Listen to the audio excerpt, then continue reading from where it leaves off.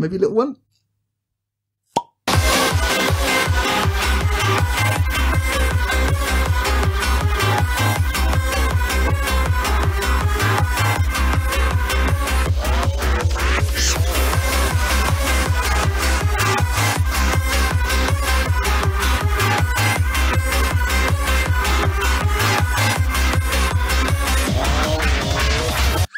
At work this week, there was excitement regarding the volume and potency of a pot of coffee that was brewing. Come tea break, one of our co-workers appeared drinking a can of zero sugar brand cola. When pressed as to why this was so when the aforementioned mega coffee awaited him, he simply replied, "Great story actually. I fancied a can of zero sugar brand cola, so I went to the shops and got one." Good. Now you're primed for disappointment. Here's the Pot Topic podcast. Labas, bardzo jodo praszam. Skanu. And welcome to the Pot Topic podcast. I am your host, Tom, and I am joined by other hosts. We have with us Johnny. Hello, hello. And we have Taryn. Yeah, alright. How's it going? Where's my fucking white coffee, bitch? Sorry? No, don't worry, that's just said hello. One white coffee, please. In what? Minion? Delicious. Lithuanian. Oh, where? We'll get to that in a bit. Yeah, pretty That much. wasn't Lithuanian. What? Sounded like Klingon. What? On this podcast, we have several pots. We have full of topics. We pull them out random and talk about 2 hours, and we do it whilst drinking whiskey. What have you got? Which, today, it was my turn. And it was last minute, and it was Sunday, and there wasn't really much open. So I just went for an old stalwart Jameson's. Why not? Are you ready? Are you ready for a quick bit of chiropractic? Go for it. Oh, that's the bit. Oh, that's the one. Excellent. Oh. All right. And, we don't have our decanter, so fuck it. Straight in the glasses. Straight into the glasses. We'll not stand on ceremony. No. So this is a recording on the 1st of July, 2017, for release on the 8th. Oh, bloody hell. You remember that early? Yeah, fucking hell. Are you Not halfway keeping through the notes? show. No, I always write notes for it. I just never fucking read them while I'm doing it. So, what's everyone been up to these past couple of weeks then? Anyone? Well, I have just come. This is my second recording of the day. I've just come from Chris's place, Howitzerbug on YouTube. We recorded the next couple of episodes of our Blood Bowl Let's Play, and it's good.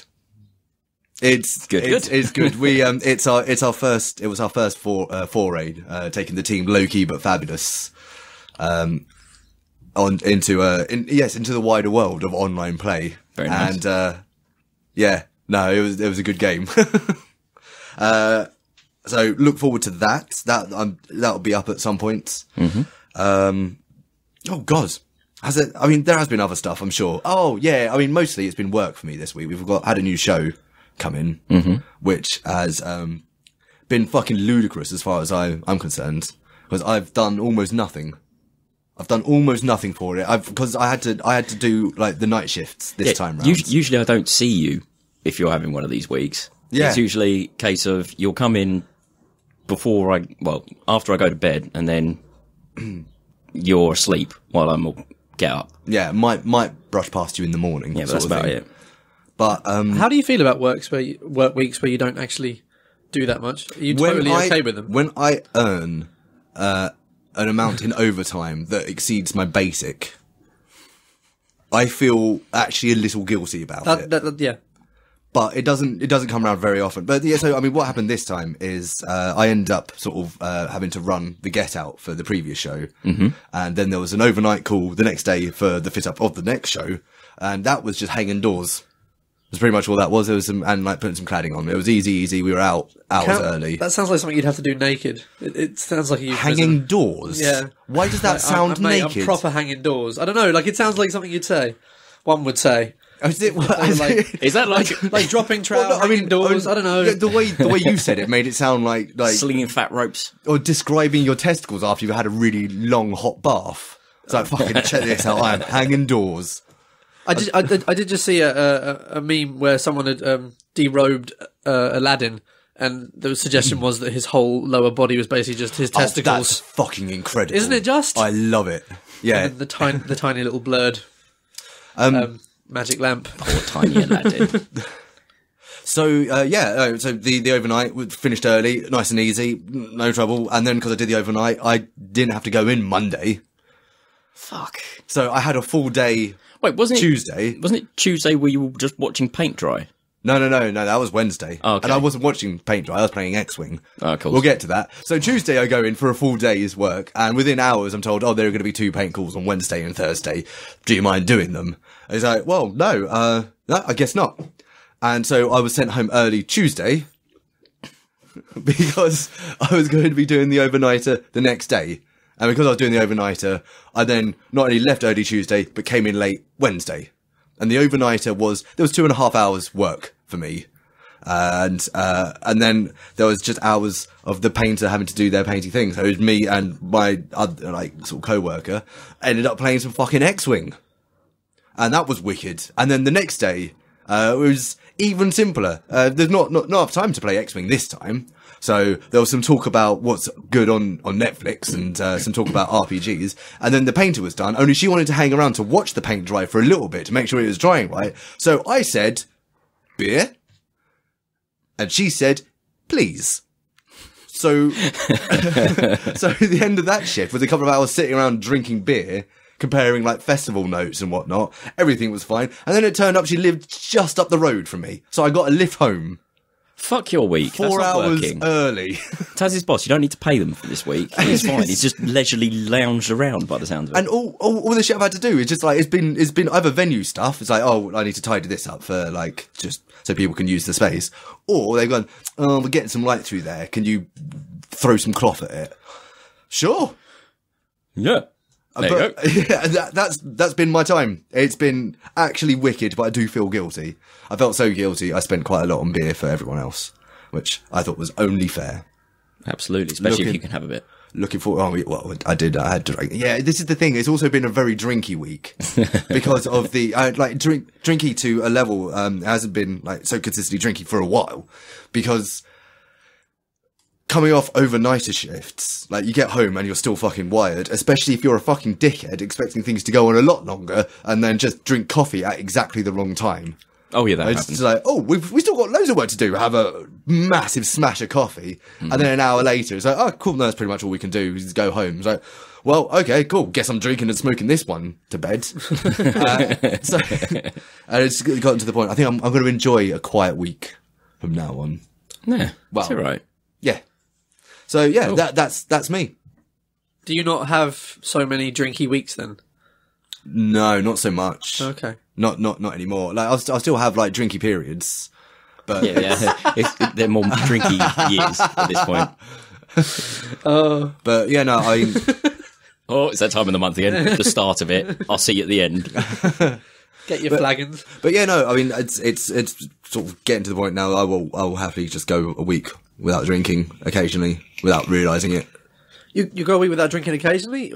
You occasionally go a week without drinking? That one. Okay. Cool, what about you, Johnny?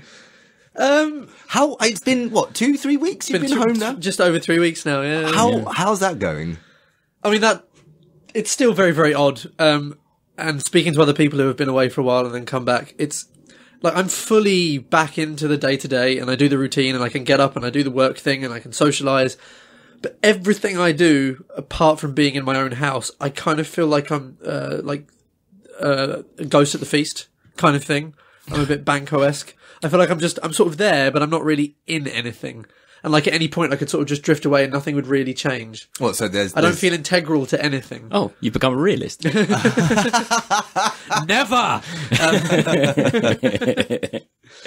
No, that would suggest a kind of stability that I lack. It's it's intriguing and it's interesting to observe. Well, is it a sort of surreality, a sort of detachment born of expecting to go back to Turkey, to your life there? I mean, somebody, a friend of mine who left Istanbul and then came back to visit us when I was still there said for the first 6 months or so, you're going to keep going every week or so. All right, so now it's time to go back home. Mm. But no, this is home now again. Yeah. So that hasn't. I miss it, but I haven't felt that. I'm quite happy with the way my life is here, and even the word surreal is a bit too exciting potentially for what this is. It's just more of a a schism or a separation. I'm just like, yeah, I'm not fully attached to this. Like the jigsaw piece has only been half put in, kind of thing. Ain't he poetic, though? It's weird, that, isn't it? Weird, it. Yeah. I'm wondering. I haven't written a poem in fucking ages, though. I'm assuming this final piece is like relatively Osgay shaped. I mean, quite possibly, yes, indeed. Being the wife. And I mean, yes. And I'm also aware that I've said to myself, I can't fully get into a lot of things because I don't want to, because I want to get into those with her. I've moved into a new area that I've never lived in as an adult, and I won't let myself explore it properly because I don't want to get to know it alone. That seems wrong. That makes sense. So, like, to the point, almost to the pathetic point, like I've got a park right next to my house, Dulwich Park, and I'll go into it, but I won't do all of it. I'll go up to a certain point and go, okay, that's enough. Because I want to leave some bits unexplored. Have you gone much further than where we got to? Yes, I had a little walk around. There's a bar restaurant in the middle of the bloody park. Ooh, it's really nice. I say. I'll explore that one. Yeah. And there's a nice little lake with some herons on it. There's some good stuff. But the place is huge, and I'm just like, that half. Or, you know, but even to the point where I'll stop myself from enjoying things too much. Like, I'll go into the bits I've been into, and I'll be like, this is not... Can't feel that yet. Ooh, look at that. This is acceptable. Yeah, no, right. I am okay with this. Good. Or rather, fine. What a beautiful vista. Oh, shit. Osgay would like this one. So, yes, but... oh, my God. Isn't that just par for the course? There's a big case of money that... Oh, God, no, I can't. No, Osgay would like to discover that with me. Would you mind recording me some, like, deadpan finishing of sentences that I have on, like, some kind of device, maybe like a dictaphone or something I could just press? Oh my God, this is absolutely average. Like, that would be nice. That would be useful, I think. Get your soundboard. Yeah. Quick, get out my Tazometer. Like... To be expected. Not ... Full stop. But I have done some interesting things. A friend of mine who I met in Istanbul, who actually lives in California, who's doing a PhD, I met him yesterday. We had dinner at this amazing Sri Lankan and West Indian restaurant in Soho called Hoppers. I thoroughly recommend it. Just wonderful, wonderful food. Hoppers, sorry, in where? Soho. Cool. Right next to Ronnie Scott's. Okay, cool, gotcha. Yeah, thoroughly amazing food. You go there and you put your name down, and then they'll text you like an hour later because it's really popular. But just incredible food. So that's been really lovely. I recorded a cover of the song "Closer" by Travis yesterday to send to Osgay. That was fun. And work is good. Oh yes, I might as well mention I did teach a 60-year-old Swiss psychiatrist as a private student this week. And that was really enjoyable. And he didn't realise, like, he's a writer.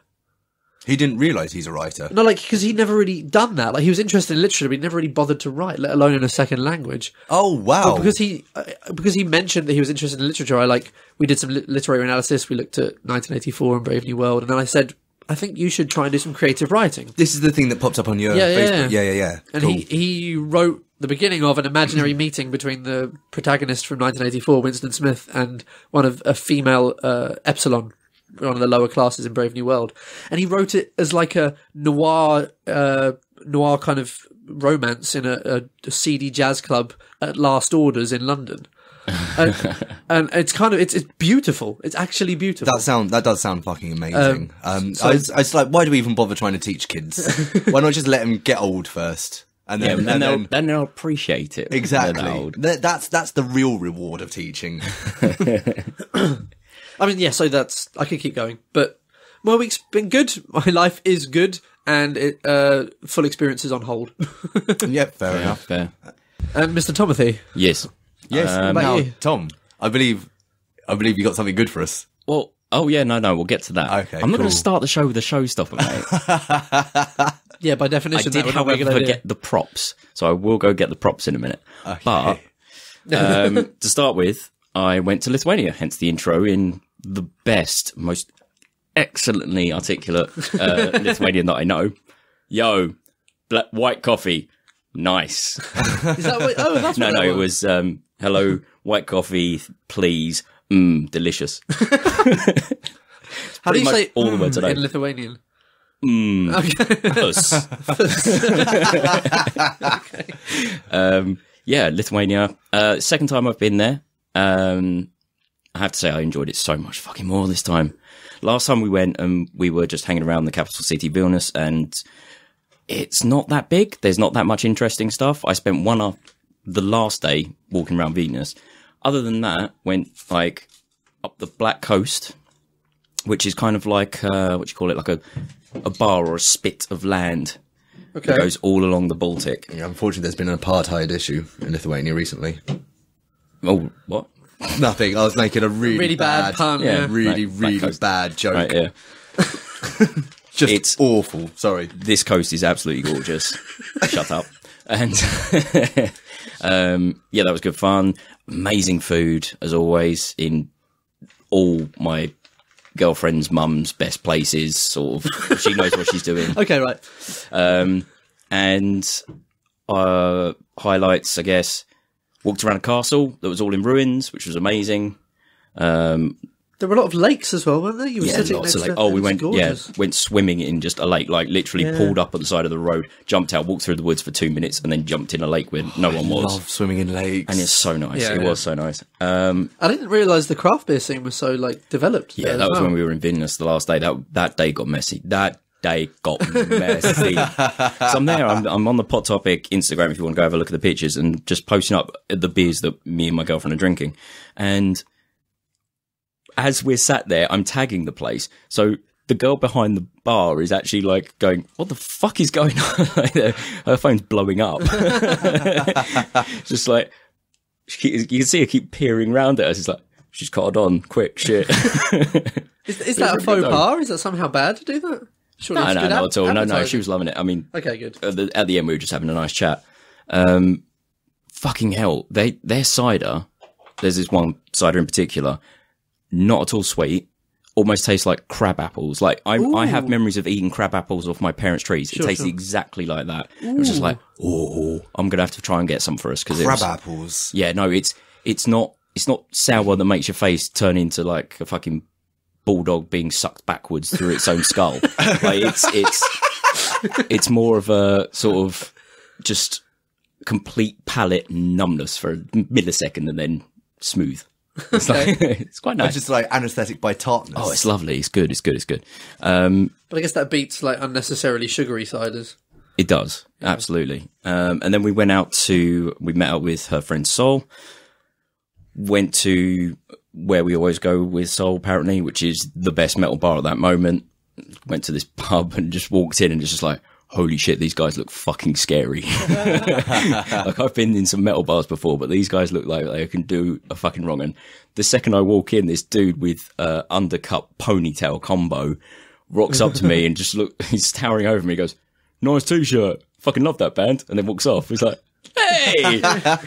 Right, walk up to the bar and they start pouring out shots before we've even sat down because they've seen Soul come in. It's like, right, now go on the house. All right, cheers. Fuck. Would you like a salad? All right. Would you like a salad? Yeah, I ate salad at a bar and it's weird. Who has salad with their shots? I don't know. The Lithuanians, apparently. Went out drinking. Who would say no to a salad in that context as well? To be fair, that does sound pretty fucking sweet. But while I was in Lithuania, I was editing the last podcast and it got to the point where my broken laptop was a quarter of a 15-inch screen that I could edit in. It was getting really bad. I didn't realise it got worse. It got really bad. Right. Just through carrying it through customs and stuff like that. So I did buy a new laptop, which we're now recording on here. Listen, listeners, that's me tapping my laptop. And you may also notice there's no fucking fan noise, although I usually edit that out, but never mind. Certainly makes things nicer on this this that sound you can't hear is not there. And because I've got this new laptop, I'm going to say quickly, thank you, Rickard. I have been playing the shit out of Stardew Valley that you bought me. So, oh yes, yeah, I've been playing a couple of days of that every day of my life. So that's been good. But I mean, we might as well get to the aforementioned showstopper. Now, yes. So, I think there's one. Sorry, I just think we should say happy birthday to Jason before we do any of that. Oh yeah, we're recording on Jason's birthday, aren't we? Oh yes, yeah. Jason has been on the podcast before, yeah. Yeah. Happy birthday, mate. Happy birthday, buddy. Happy birthday. Enjoy Eldritch Horror. It's a birthday. Oh, did you buy him? Someone did. Oh, wicked! What, the card game or the big board game? Big board game, I believe. Yeah. Oh, okay. The cool. full-on thing. It's an amazing Awesome. game. Yeah. I need to give that one a go, actually. Anyway, sorry. Yeah. So, keen-eyed listeners may remember that the guys all bought me birthday presents, or did you and Heather, wasn't it, bought me these? Yeah. I don't know that we told the story. No, I seem to remember you were talking about them before. But anyway, they bought me Tanga eggs, 2 of them. Oh, yes. Which are one-use disposable Japanese swank devices that come in a little plastic egg that you put on your John Thomas with a lot of lube and... Right.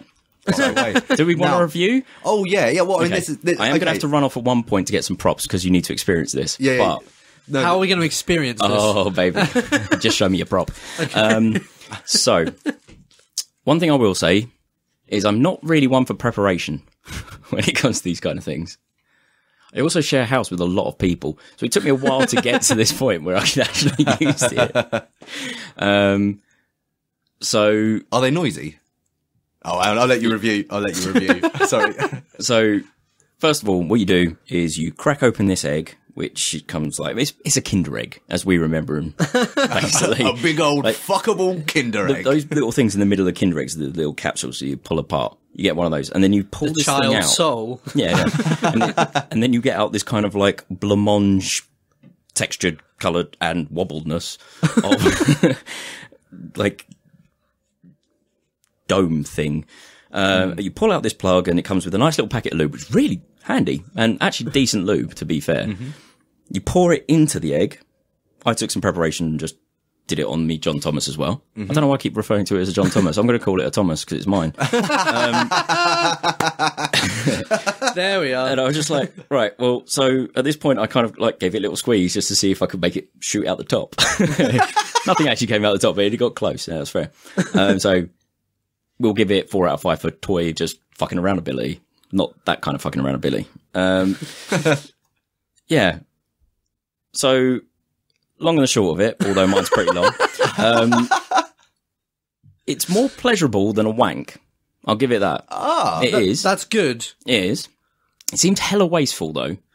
You've got this, like, beautifully, like, encapsulated, seductively encased... Oh, no, it's not seductively encased. It's a fucking egg.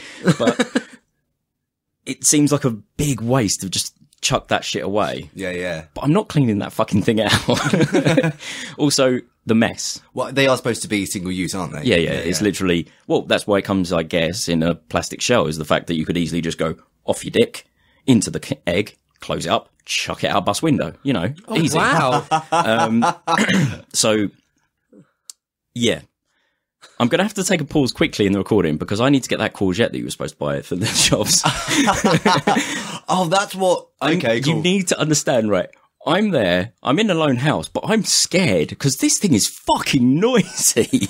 Oh, wait, how is it noisy? What is it? What? All right, I'm going to describe it before you hear it. So, has anyone seen that South Park episode where an official from, I think it's the FBI, is talking about what a necrophiliac sounds like? Oh, yeah. No, and it sounds like a man fisting a jar of mayonnaise. So it's kind of that. So picture that, I'll be back in 2. All right. Damn it, I knew I forgot something.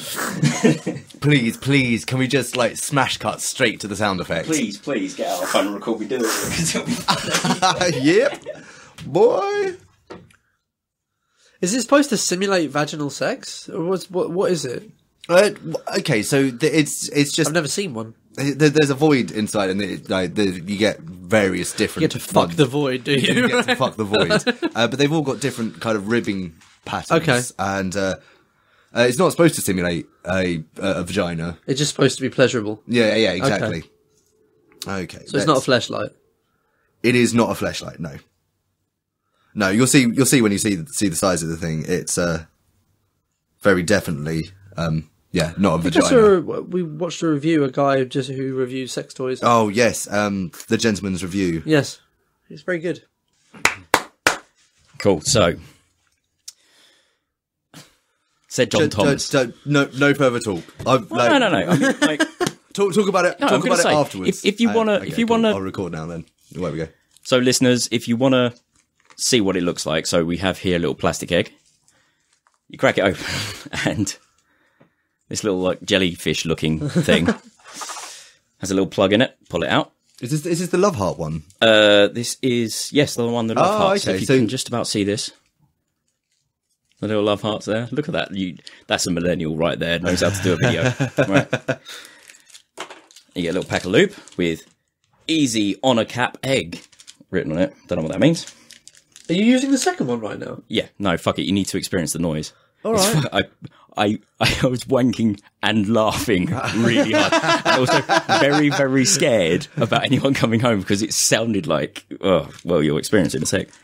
So you then put all the lube in the egg. Is the lube a requirement, why do not? you think? Yeah. You would, no, that would rip hurt. the shit out your dick. Rub a little bit on there. Okay, just get it ready. Oh, God, that is a lot. Give it a little roll around. Pop it on. You can already hear it, can't you? It's like an alien shower cap. Now imagine this.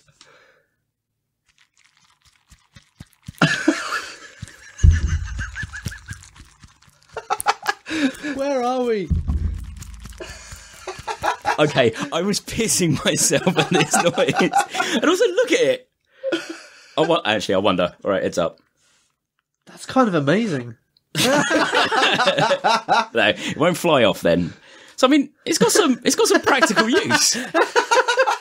All right, for the sake of the people, I'm going to look up this video. I'm going to cut it short there, but it was fucking funny. I got lube fucking. I didn't bring tissue in, did I? Rookie mistake. Yeah, that fucking noise though. I couldn't believe that. Oh God, it's really cold now. Yeah, have a play. Yeah. Yeah, no, it was more like that. It's like you're fisting your granny. It was like fucking awful. Okay, so here's my part of the review. Oh, I got lube all over my shorts. Can a Tenga egg fit a fist? I'm going to say yes. It's really stretchy. It's fucking difficult though. Oh no, I've got lube on the outside. Yeah. Is it possible to break these things, do you reckon? I reckon That's basically a glove.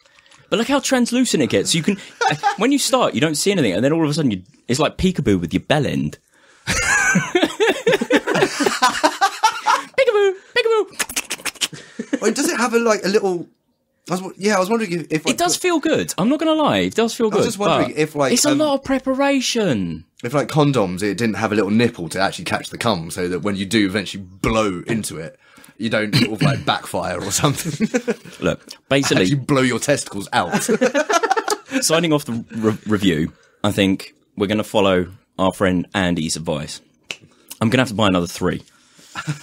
So the first, how much is one of these things? I don't know. Ask Oh him. yeah, okay. So here's my big review question. Mm-hmm. You say it's more pleasurable than a wank. Yeah. I'll give it that. Is it £6.50 more pleasurable than a wank? No. You can buy them in 6 packs. Just to pop a finger up your ass, you get the same kind of enjoyment.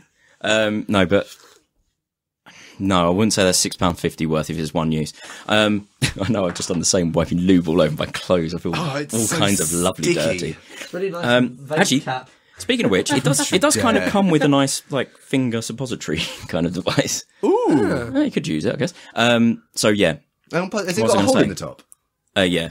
Oh, yeah. Actually, that's pretty cool. That's a nice shape. You could quite easily pop that up the bum and then use it to douche yourself. Do you want to pop the egg in there, save it living on our table any longer? I was going to put it on top of this bottle once I was done drinking it. It looks like it would be a really nice fit. That's all.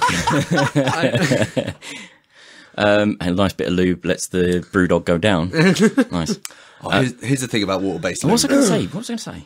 Oh, water-based lube shit. I'm all about the silicone. No, I see. I love it. Because now it's sticky, but all it needs is a little bit. Oh my god, it's so slippy again. Courgette flavoured lube. Nice. What was I going to say? So yeah, review aside, the amount of preparation that goes into it. I'm all for men having sex toys. And please, this is kind of influenced by the all male review. Go look him up on YouTube. I support him on Patreon. He's a fucking dude. Who reviews sex toys without any of the weird stigma attached to that. Just basically if you're going to put something weird on your dick, I'm going to tell you which one's good. And yeah, perfect. But God damn it, I think I'm just a handy boy. There's. I mean, I'll give it. I will do Andy's thing, and the first one is a try. Mm-hmm. Second one's to make sure I got it right the first time, and third one's to see if I like it. So I've got to get at least another 2. Yeah, do it. Seems And that's my fair. excuse, Gov, and I'm sticking to it, Judge. Yeah, no, you raise a good point though. Like, guys should have sex toys. Absolutely. I have toys I like to play with every now and then. It's always nice to mix things up a little bit. But when it comes right down to it, sometimes when it comes right down to it, yeah, it's just a wank. Just fucking when no muss, when all no you fuss. need, Well, there is some muss. there are those days where you want to have a leisurely. I fancy like having a proper wank today. I'm going to set aside some time for it. But then there's other days where it's just like, let's get this out of the way. I'm fed up of being horny. I can get even more functional than that. It's like, sometimes it'll be, I come home and it doesn't matter if people are in the house. It's just like, oh, do you know what? I've actually been weirdly angry today. I'd probably best go have a wank.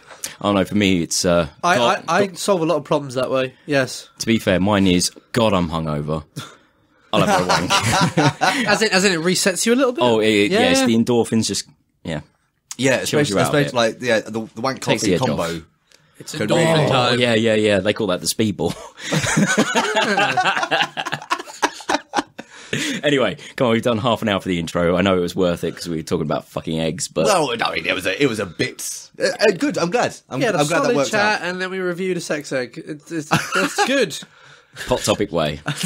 All right, come on then, let's go on with it. Thank you, listeners, for putting up with us through our wankery. Self-indulgent wankery. Okay, so yes. First off, Actually, no. Do you know what? Start with the community, seeing as we've made them wait so long. Oh, go on then. Let's see what they have to say. Go on. You all right, Dom? Is it? It is. Right. Captain Sickbed says... Oh no, we already had this one. Okay. About, I'm beginning to believe that we just printed out sheets twice. Put them in. This is the don't Steve know. Wozniak thing again. I don't know how it's happened. Okay, let's try this one. Go for it. You right, Dom? Captain Sickbed says... Cognitive bias. Did we have that one? No, well, we've had the Dunning-Kruger effect, and we occasionally talk about cognitive biases. No, we definitely had cognitive bias, but I think you put it in as a topic. Oh, very possibly. Okay, let's talk about it again. Yeah, I don't know, Johnny. Have you got any? Have you got a hot take on cognitive bias? So Not as such. Let's just I need a bit more context, to be honest let's with you. define it. So it's not learned behaviours; it's behaviours that are there to help you Usually they're to process protect- information, or yeah. Like quite a lot of them are to sort of protect your internal world. So kind of like helpful delusions. Yeah, I mean that's exactly what like cognitive dissonance is part of. It's like when Right, you yes. believe something like thoroughly, and then a bit of information comes along that completely counters it. It makes you uncomfortable. So further cognitive biases kick in that kind of give you ways around it, or over that way you just fucking block it right out. Yeah. That sort of thing. Yeah, no, there is a, if you, I don't know. Give a simple example. The idea that black is dirty or wrong or something like that, whereas white is clean, and that's a cognitive bias. Okay, it's learned, but it's okay. Fine. Weirdly enough, it's thought to have originated based on rot quite often being darker and blacker. Even though it's like you quite often get white rot. So a lot of these sort of Which throwback type things. It's a good name for the Ku Klux Klan, in my opinion. White rot. It's just like little things like that just kind of that your brain kind of kicks in. So are they kind of atavistic? As in, as I said, they're evolutionary throwbacks. They're things that you've learned previously that come back at some point or come to the fore at some point. I mean, I Some of them can be described as almost hereditary. So survival instincts, for instance, like being afraid of spiders just because they move strangely, or say something else. Being afraid of a big fucking predator coming at you. So is it something where you can't necessarily remove it entirely, but you can get to the stage where you're aware of it? As in you can stand outside of it and observe it. Yeah, every time I think of cognitive bias, I know it's not quite cognitive bias, but I think of the Louis Kay sketch where he's talking about he walks into a pizza shop and it's owned by 3 black women. And he goes, well, isn't that nice? It's strange. Why did I think it's strange? It's fine. It's fine. But that is, I think, as far as you can go, is to have that conversation. With yourself. Yes, yeah. Not with the people at the pizza shop. If you ever fancy like a really fascinating sort of couple of hours, just do a Wikipedia search for cognitive biases and just go through the list. And like some of these are just phenomenal. It was brought up as a topic once, the Dunning-Kruger effect, which is, whereby if you're really good at something, you're more likely to blame people for being shit, like not understand why they're being shit. Conversely, if you're quite bad at something, you believe you're better at it. It's all about kind of protection of self with that one. But there are also cognitive biases that are just supposed to be labour saving for the brain. It's like, here's a quick heuristic brain can follow to process this and get on with its life sort of thing. They're fascinating. It's well worth reading into. It's just like a little insight into your own internal narrative at times. Just have a look and just kind of be aware at some of the background processing that goes on. It's fascinating. It really is. Cool. I think I need to look more into that. That's interesting. I was going to say, should we call it there? Because we've definitely had this topic before. Yeah. And unfortunately, despite, I think, reading up on it recently, I can't remember any of the really cool ones I found, which is annoying. Is us having had this topic before a kind of cognitive bias in the sense that the cognitive bias don't want us to know too much about it in case we... old topic is back. New topic is good. Cool. Tom, do you want to grab us one from the hot pot? One from the hosts, absolutely. So we have myself. What would you call your pub? Do you know what? My own personal pub or our own personal... Yeah, you get to name it. Okay. So, I mean, I'm just going to have to get right out ahead of it. And in fact, I've got two pub names that I now love. And they're both stolen from shit I've written. The first one... from the first thing I ever wrote to completion. There's a chain of pubs called the Skin and Flint. Okay. Which is a really simple. That's from the God's Watch Over, isn't it? It is indeed. Thank you very much. And the other one is from the D&D game I'm running, which just call it the Now Famous. Yeah, I do like that as a pub name. It's pretty good. It's where all my party are at the moment. Yes, it is. Yeah. Like if I was... This was originally an idea for a place where I'd store all my whiskies, but I think it could equally work as a very nice whiskey bar. Not so much a pub, but a whiskey bar. Call it, if it was upstairs somewhere, call it the Dramatic. Like, that's nice. Good. Nice. I like that a lot. As in drama cool. whiskey, no. Spelling it out for those slower listeners out there. You're right, Captain Sick Bid. Oh, God, I don't know. See, I put this in, I obviously had one in my head. I can't think of what it is now. Maybe no fat chicks. not referring to women, just to baby chickens. Yeah, no, those awfully obese chickens. I mean, I imagine that there's probably some fat baby geese out there. Where's the nugget? Fuck off. Where's the nugget? Can't tell. Too much pork. Go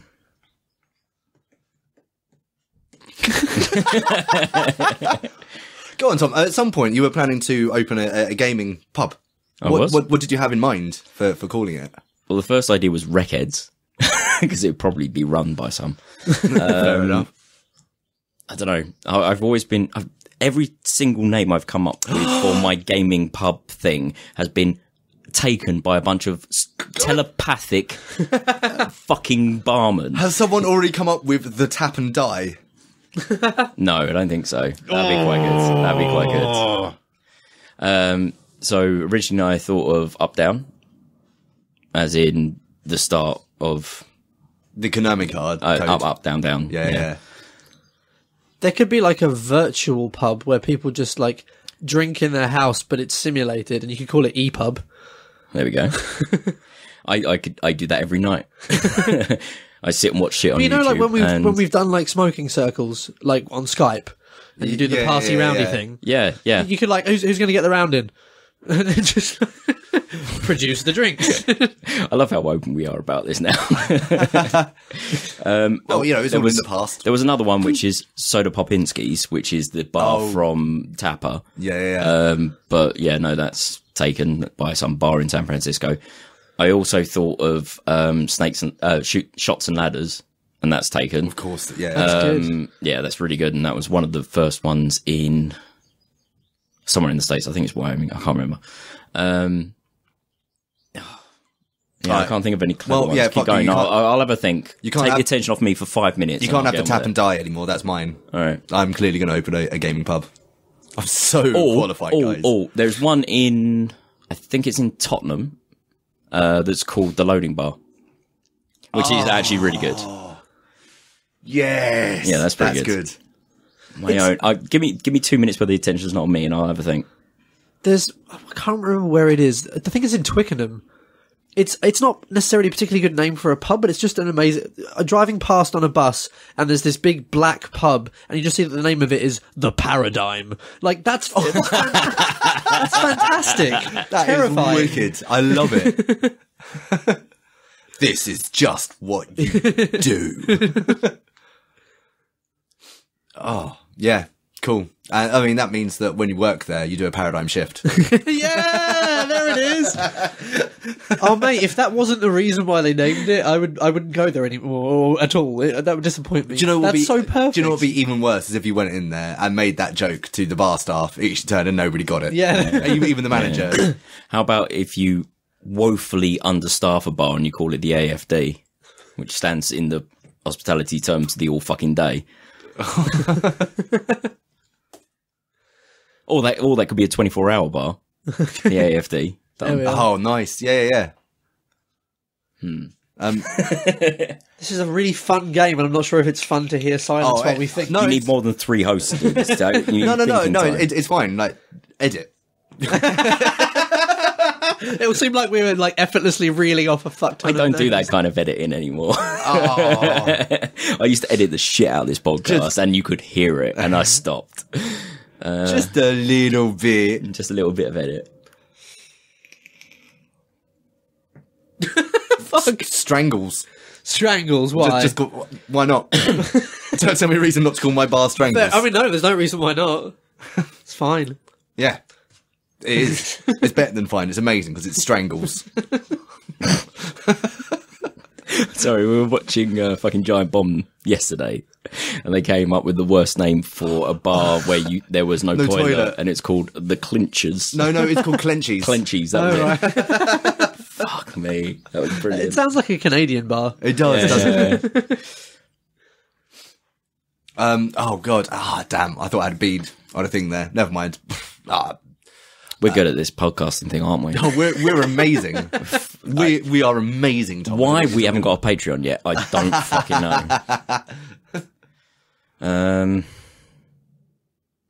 just going to start throwing out words now until something lands that we can play in that space. Okay, how about we go for just people around the table here? So it's the poet, the wonk, and the egg fucker. How did he not get writer? If I got poet, he's more of a wonk. That is fair. If you second that, then that's fine. I spend a lot more time being wonky than I do writing. Okay. The teacher, the writer, the egg fucker. Actually, that's got a better way. Oh, that sounds like a good film. Yeah. The teacher, the writer, the egg fucker. Yeah. That's the sequel to The Cook, the Thief, His Wife and Her Lover. That's what that is. Have you seen that film? Yeah. It's an incredible film. It's a good film. I'll tell you a film I watched last week that everyone needs to watch is The Dutch Girl. Fucking brilliant. Ooh, really? Okay. Oh, yes, do need to see that at some point. Yeah, fantastic. Okay, how about not a pub name? How about you don't even give it a name? How about it's just got The Dutch Girl's a good pub name. Yes, indeed. How about you just got the hanging sign and it's just there's the hanging sign. That's a good name for a pub. And it's literally a blank sign. And it is an old woman, a grandmother perhaps, holding a used Tenga egg. And the pub is called The Woefully Disappointed. I was like, it turns out you can teach your grandmother to suck eggs. Ew! All right, that's pretty good. Cool. Can we work Pop Topic in there somewhere? Come on, there must be a pub name we can do that with. Didn't we have a like name the topic pub last time. Hot Ale. topic. Yeah. Oh, Ales, that was it. It's not quite the same. Okay. Did everyone see the album art? I'm sorry. No, I didn't. what? Oh, fuck off. Oh, Fuck off. My bad. Right, you guys chat for a minute, trying making up a hot topic when I bring up the album art, and you can all be Hot amazed. topic pub names. Oh, I don't know. Literally banana juice. There we are. Done. Smash. Nailed. Knocked it out of the park. Oh, so I mean, yeah. It'd be tiki with an umlaut. The Over tiki, the K. the tiki, the apocalypse, the banana juice. Oh, seriously? Yeah, fuck off. My album art's good, bitch. So if you just download this shit through iTunes, you won't ever see it. If you can read the stuff on the bottle as well, it's all the stuff we were talking about. But Awesome. I did some proper Photoshop well and done. shit. Well done. So For once. if you listen to us on iTunes, you're missing out. If you go on our website, if you go to our Facebook page or everything, you'll see the album art. Done. Cool. All right. I'm out of ideas. I can't be asked to wait around basically. anymore. Yeah, fuck it. Shall we? Because we clearly got our creative whimsy. Good topic. Going on. Not there. We did a few things. There were some good ideas. You know what? We need a warm up. We need the pitch. We need some structured whimsy. Oh, we know. Okay. So once again, These are so tiny. the pitch pot are all. He folds good. The Like pitch Rabbit pots. Hutch. The pitch pot are all story titles taken from a neural network. You can find the complete works of this at a blog called Lewis and Quark. .tumblr.com. Who today did an amazing one with a neural network named Kittens. So go have a look. Oh, fuck me. I bet give that's it a read. incredible. It is really good. All right, this one is an action/adventure called Surf Crisis. Surf Crisis. I'm seeing Point Blank. Is anyone else seeing Point Blank? I was imagining something like Time Crisis, but with surfboards as a basic, just a mindless Time Crisis, the video game. Yeah, just a mindless shooty thing. But we could have Keanu Reeves. But everyone who pops up just goes, yeah, brah. Yeah. All right, how about this? Right, the world thinks it's about to die because there has been spotted. There is a huge asteroid coming, and everyone thinks it's going to hit Earth, but it A doesn't. huge asteroid or a huge? Sorry, what? A huge asteroid. Okay, all right. And everyone thinks it's going to hit Earth, but it doesn't. It turns out the calculations were slightly off, and what it does is it fucking snookers the moon away. Okay. So now we've got And then no satellites, and there's nothing controlling the tides. those bidders go fucking undead. And so without the moon, and I don't know, maybe that has some effect on the angle of the Earth. So the season settled down, so there's less wind as well. So now there's no tides, and there's not enough wind for like stinking honking great breakers. Like no one's getting spat out of a barrel anytime So soon. what? People decide they have to go up and put the moon Not back. people, surfers. Well, yes, okay. Everybody else is happy. Everyone's like, actually, no, we can get along with this. This is actually, like, to our surprise, this has brought a certain amount of equilibrium to the world. So yeah, we can. Holy shit! What would that do This to was the emotions? secret to understanding cold fusion. All we needed was no fucking wind. No wind, no moon. That was it. The wind just warms it up. Yeah. Oh, it turns out the whole time that it was the effect of the moon going overhead that was fucking with our fission attempts. Yeah. All of a sudden, there's no hunger. Wow. But the surfers are like, And they're like, fuck that. nah, Nah, brah. Nah. nah. Nah, brah. Like to quote, was it Led David? I can't remember his name. A surfer. It's just like, these surfers, they all feel like dragon slayers with no dragons left to slay. So they resolve to get together, and they have a big surfers vigil and decide to like start training themselves in rocket science. And they go out and they go get the moon. That would be the mother of all montages to get them from that point to that point. Really. I can't wait for the scene. Yeah. It would be a montage. It would be quite a long one, and it would be to Louis Luau. Okay. All I can see is this. Whoa. All I can see is the rocket just reaching out a claw like hand, hanging 5 on the meteor, rolling around the side as it just goes. Just catches it before it gets to the asteroid belt. And then it just like kind of fucking rives a wave of asteroids that are hundreds of thousands of kilometers apart. But oh no, not Louis Luau. What's the the famous What Reservoir Dogs Dang, thing? dang, dang, dang. yeah. Hang on. I'm thinking the one that's that what- was I think in Pulp Fiction? Yes. Yeah. Yeah. So that one. All right. They used. They used.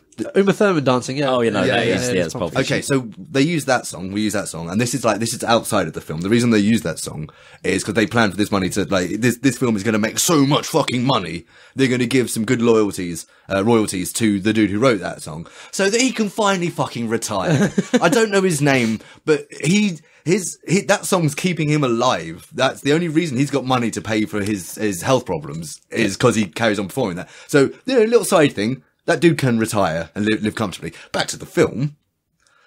I don't know. I'm imagining what the. The ship's got to be a giant fucking surfboard, hasn't it? There we are. does, And they'd have to come out on mini space surfboards to do stuff to maneuver the moon or something. They'd have to. A fleet of them.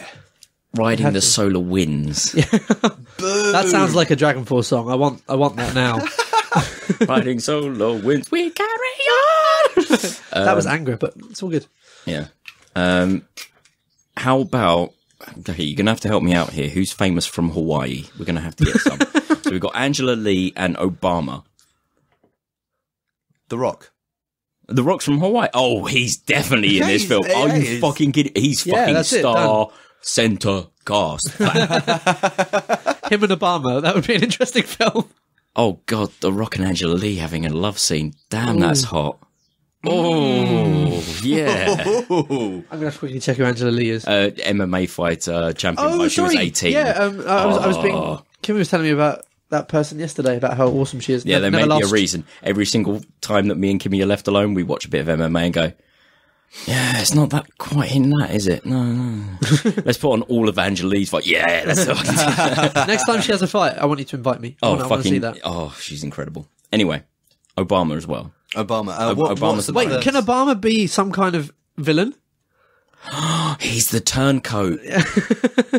He wants the moon gone because it's good for the economy, and he's got the American the shuttle set up by Trump because it's going to fuck the economy and fuck world hunger and fuck cold fusion. Oh no! Okay, let's keep politics out of this. Let's not get political. No, we can have Obama as a villain. It's the ultimate whimsy. What the fuck are you talking about? Go on. I just like the idea of a bunch of surfers going and rescuing the moon, bringing it back, and everyone else on the planet going, "Oh." We could have a load of feminists that are really angry because there's not going to be another wave of feminism. Oh, for fuck's sake! Oh, yes. Like, how do we continue? Yes. Who knew it died at the fourth wave? Right. So anyway, they're coming up. We haven't really got an act 2, so we kind of got an act 3 and a 1. What's his name? We've got characters. We've got a central plot. Matthew McConaughey's got a star. He's got to be one of the grizzled old guard. I seem to feel like Matthew McConaughey has been in a lot of these pitch spots. Have we mentioned him before? I mean, I've only... I don't know. Maybe in my own head. To be fair, carry on. Matthew. To be fair, Matthew McConaughey or Matthew Broderick? Sorry. McConaughey. Okay, good. Yes, I think he would be a very good old surfer. I think that would work. Yeah. Adrian Brody as well. Cameo, Keanu Reeves. Paralysed. Cameo, Keanu Reeves. And who's the dead dude who was in Point Blank? Patrick Swayze. Thank you. Cameo from Keanu Reeves carrying his corpse. Just somewhere in there. Yeah. Okay, we can do that. And re-entry. Once they get the moon back into orbit and in a reasonable sort of axis, I'm sure there's going to be some sort of mishap. They don't get it in quite the right place. Maybe they get it slightly too close. Yeah. So so it's just close enough that we get tides in land again. Constant tsunami all the time, so the surfers are happy and everyone's fucked off. Yes. Japan's fucked. Japan is underwater constantly. Oh, Tom, you had me at hello. Everyone in Japan is given government-funded armbands. Yeah, and as they re-enter, oh god, what noise does their ship make re-entering? I don't want to just go cowabunga. No. Well, no, it'd be from that fucking surf track. Turbulent and then obviously it lands at a shallow enough angle that it just kind of skips and then catches the front of this now global tsunami. Excellent, cool. And it ends with Angela Lee just dominating the world. Done. Oh, hang on, one thing. What genre was this? Action adventure. We were on it. Yeah. We're done. We didn't think about it, but it was right there. Yeah, absolutely. And somewhere there's an Aerosmith song. Done. Excellent. Right, cool. Right. All right, sweet. Where are we now? After that one? Sorry, listeners, if it was really hard to follow. Fucking masterpiece. One from the community. Community chest, swallow your whiskey, and I need a clean glass because my one actually smells like fish. Oh, no. It's happening. Should I just drink out of the Tanqueray? Please do it. Yeah, no, it doesn't smell. Let's go with that. These are Oh, so listeners, it's finally happening. Ooh, I don't know. I mean, we've probably only got a few shows worth of. I've got a dick covered in whiskey now. We've probably only got a few shows worth of your topics left. Please send more. Wow, we should have a... Okay, yes. Well, because Captain Sickbeard is now going to appear in the host part. Of course. That means everyone else gets a chance. To be fair, I haven't checked the website for about 3 weeks. So go to pottopicpodcast.com, submit your topics and send your audio topics to emails at pottopicpodcast.com because we haven't got any of those either. So please get on it. Okay, Nice this one one. comes from Big Al. Oh, nice. We haven't had one for Big Al for a while. Pot Topic Hunger Games. Host times community are involved. Who splits into teams, pairs? Who wins? What are your tactics? I've played a lot of PlayerUnknown's Battlegrounds recently, so I know my tactic, which is wherever you are, find the center point and hide in a bathroom with a shotgun pointed at the door. One entry, kablow. Are we playing this as just as if we were involved in it, or as if it were a film and it needed to be entertaining? I'm going to say as we were playing it, this is survival. Yeah. Okay. I'm going to say that this is purely survival. Man, fuck, why do you have to go Hunger Games? Why not Battle Royale? Fuck Hunger Games, it's Battle Royale. I know nothing about the Hunger Games apart from they look stupid and somebody had bees on them. Look, it rips off Battle Royale, so let's just go Battle Royale. You get far better. You have a weapon, you hide, and you wait for people to come to you. And if... Does Hunger Games have a timeout then? Does anyone know? I have mate, I haven't seen it. Battle Royale had this thing where if everyone was alive at a certain point, they'd all die.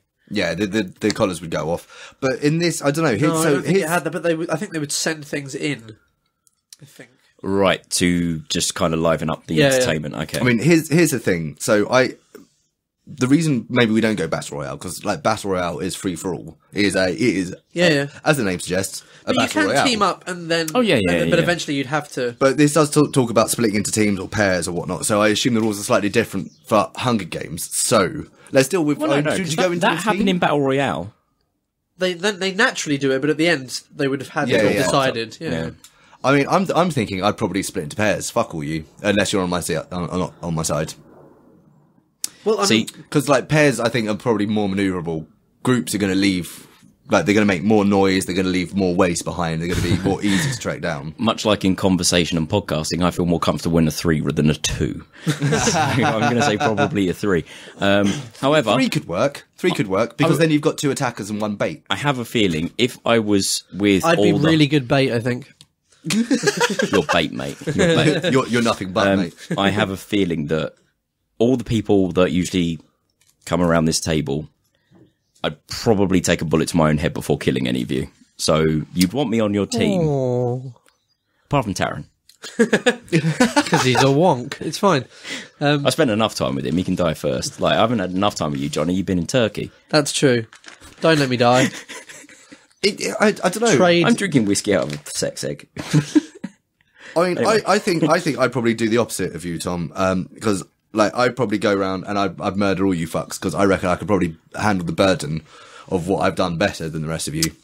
Yeah, you'd enjoy it, wouldn't you? You'd really enjoy it. I mean, I wouldn't enjoy it, but afterwards, you would have a shit-eating grin on your face when you killed us, wouldn't you? I could just drink it all away. It'd be fine. We all could do that, but it would take you less of a jump to get there. I mean, it's one of those weird things. It's just like, oh, could I kill someone if if I had to, like, how do I think I'd react in that situation? And I've never been able to, like, resolutely say, no, I couldn't do it. Well, that's what I found I interesting. don't know, resolutely no. Can I ask a different question then? Yeah, go for it. Assuming that was the scenario and you did have to, or you decided you were going to kill all of us because you could deal with the burden better, how would you kill each of us? Oh, as quickly as possible. But be really specific. Would it be the same? Would it be He different didn't for say each of us? painlessly. Do you notice No, that? yeah. I mean, that's kind of... But I'm curious, like, what kind of death would you think we would deserve, or would be, like, artistically appropriate for each of us? Or Choking on a sex egg, or I'm thinking, basically... sex egg face hugger kind of thing. suffocating with a sex egg. Yeah. Smothering. I'm thinking, do you know the... Scrambling. Do you know the company, Acme? I'm thinking 16-ton weights. I'm thinking, I'm thinking about painting holes into cliffs. We've left the Battle Royale universe if we've got those going on. But All of a sudden, meet. Blah, blah, blah. I don't know. I mean, I'd Drop probably... a giant amble on someone's head, I'd like probably- paint a tunnel on. I'd probably arm myself much the same way as my character from Walking Out, as I would for a zombie right. thing, because I don't have a well lot. thought out. I don't have skill, so I need shit that's easy to use. To be fair, like none of us would have skill in this point. Like none of us have man-hunting skills. no. So I think that's probably a good shout. Yeah. And also, I don't know. I'd probably there'd be a lot of like playing on people's better feelings, like, oh, fucking I'd hope Taz is that- a wonk. He's thrown his back out, and then fucking bam! Oh God, would you pull the old twist my ankle, constantly. shank? I think constantly. anything that means I can release you from the pain of existence quicker, and shoulder your burden. Oh, that's the sweetest thing anyone's ever said to me. Yeah, but no, that's not why you'd be doing it. He just wants a chicken dinner. Winner, chicken dinner. Why is not what? No, I can't believe that you'd be fully doing it kind of altruistically to help us suffer less or suffer Johnny, for a shorter amount of time. Johnny, what I'm doing now is I'm setting myself up a nice comfortable lie I can believe later. So just let me have it, okay? When it comes Okay, to Johnny? me shivering in a corner, Okay. slitting his own wrist. Like I said, I can handle this better, okay? You just got to let me do my thing, okay? That was Johnny. That was probably on Johnny, like page. Johnny, okay? That was Johnny. on like page 3 of the life manual, right? I think I skipped past that one. That's a really important thing to do. Learn how to lie to oneself. Oh, Yeah, no, it would suck. It would full blown suck. There's a reason why Battle Royale is such a horrific watch. It is Exactly an that. awful situation. Oh, fuck. Going back to the pub name thing. Sorry, just it's kind of connected. I saw a pub. I can't remember where it was. It was a restaurant. Sorry, called Sophie's Choice. Oh yeah, that's in Sidcup. Yeah. Why is there a restaurant called Sophie's Choice? That was my favourite. See, there is a connection No. there. Do you know what? As a kid, that was where we used to go for mine and Beth's birthday dinners. Because it's in Lammerby in Sidcup. It was just like 5 minutes take away from my our son parents' and house. daughter to a place named after the book where someone has to choose which one to I kill. only learnt about the book when I was like 20. Oh my. And no, I watched the film, I think. And it's just like, holy shit. That's where my sister used to You know the end of the book, insist right? we went. No, I haven't watched it, I haven't read it. Sophie has to decide between her child and her own life, isn't it? No, it's between her son and her daughter. Son and daughter, that's which it. one's yeah, going to that's die? I think in the context I of don't know how it resolves, but yes. I And know it's still that's what there. I'm about. It's been there for about fucking right, 20 okay. years. Like, no, more than that. It's got to be said, taking it back to the topic, in the context of the topic Hunger Games, Sophie's Choice would consist of crowbar or machete. really? Okay. Yeah. Oh, because, no, when all else fails, crowbar the motherfucker. Yeah. There's one thing I learned from Half-Life. You can save the world with a crowbar. Yeah, fucking hell. You are the Freeman. Yeah, okay, cool. So, here we are. My entire thing would be, in this situation, would be just making sure Rickard got out alive, because he's done nothing to deserve it. Yeah, to be fair. He's been nothing but lovely. The rest, We'd be a human meat shield just surrounding him the entire time. And that's That's a nice sweet end. you know, if you're a fan of this show, that's the sort of service you can expect. Yeah, if you send us some topics, we'll protect you in Come the end. kind of Hunger Games Battle Royale thing. Right, thank you, Big Al, for that one. Let's move on to the next one then. Let's do it. Tom, one from the Hottie de la Potty. It is indeed. Right. We've got a pot each and a microphone each tonight. Isn't it wonderful having 3 hosts?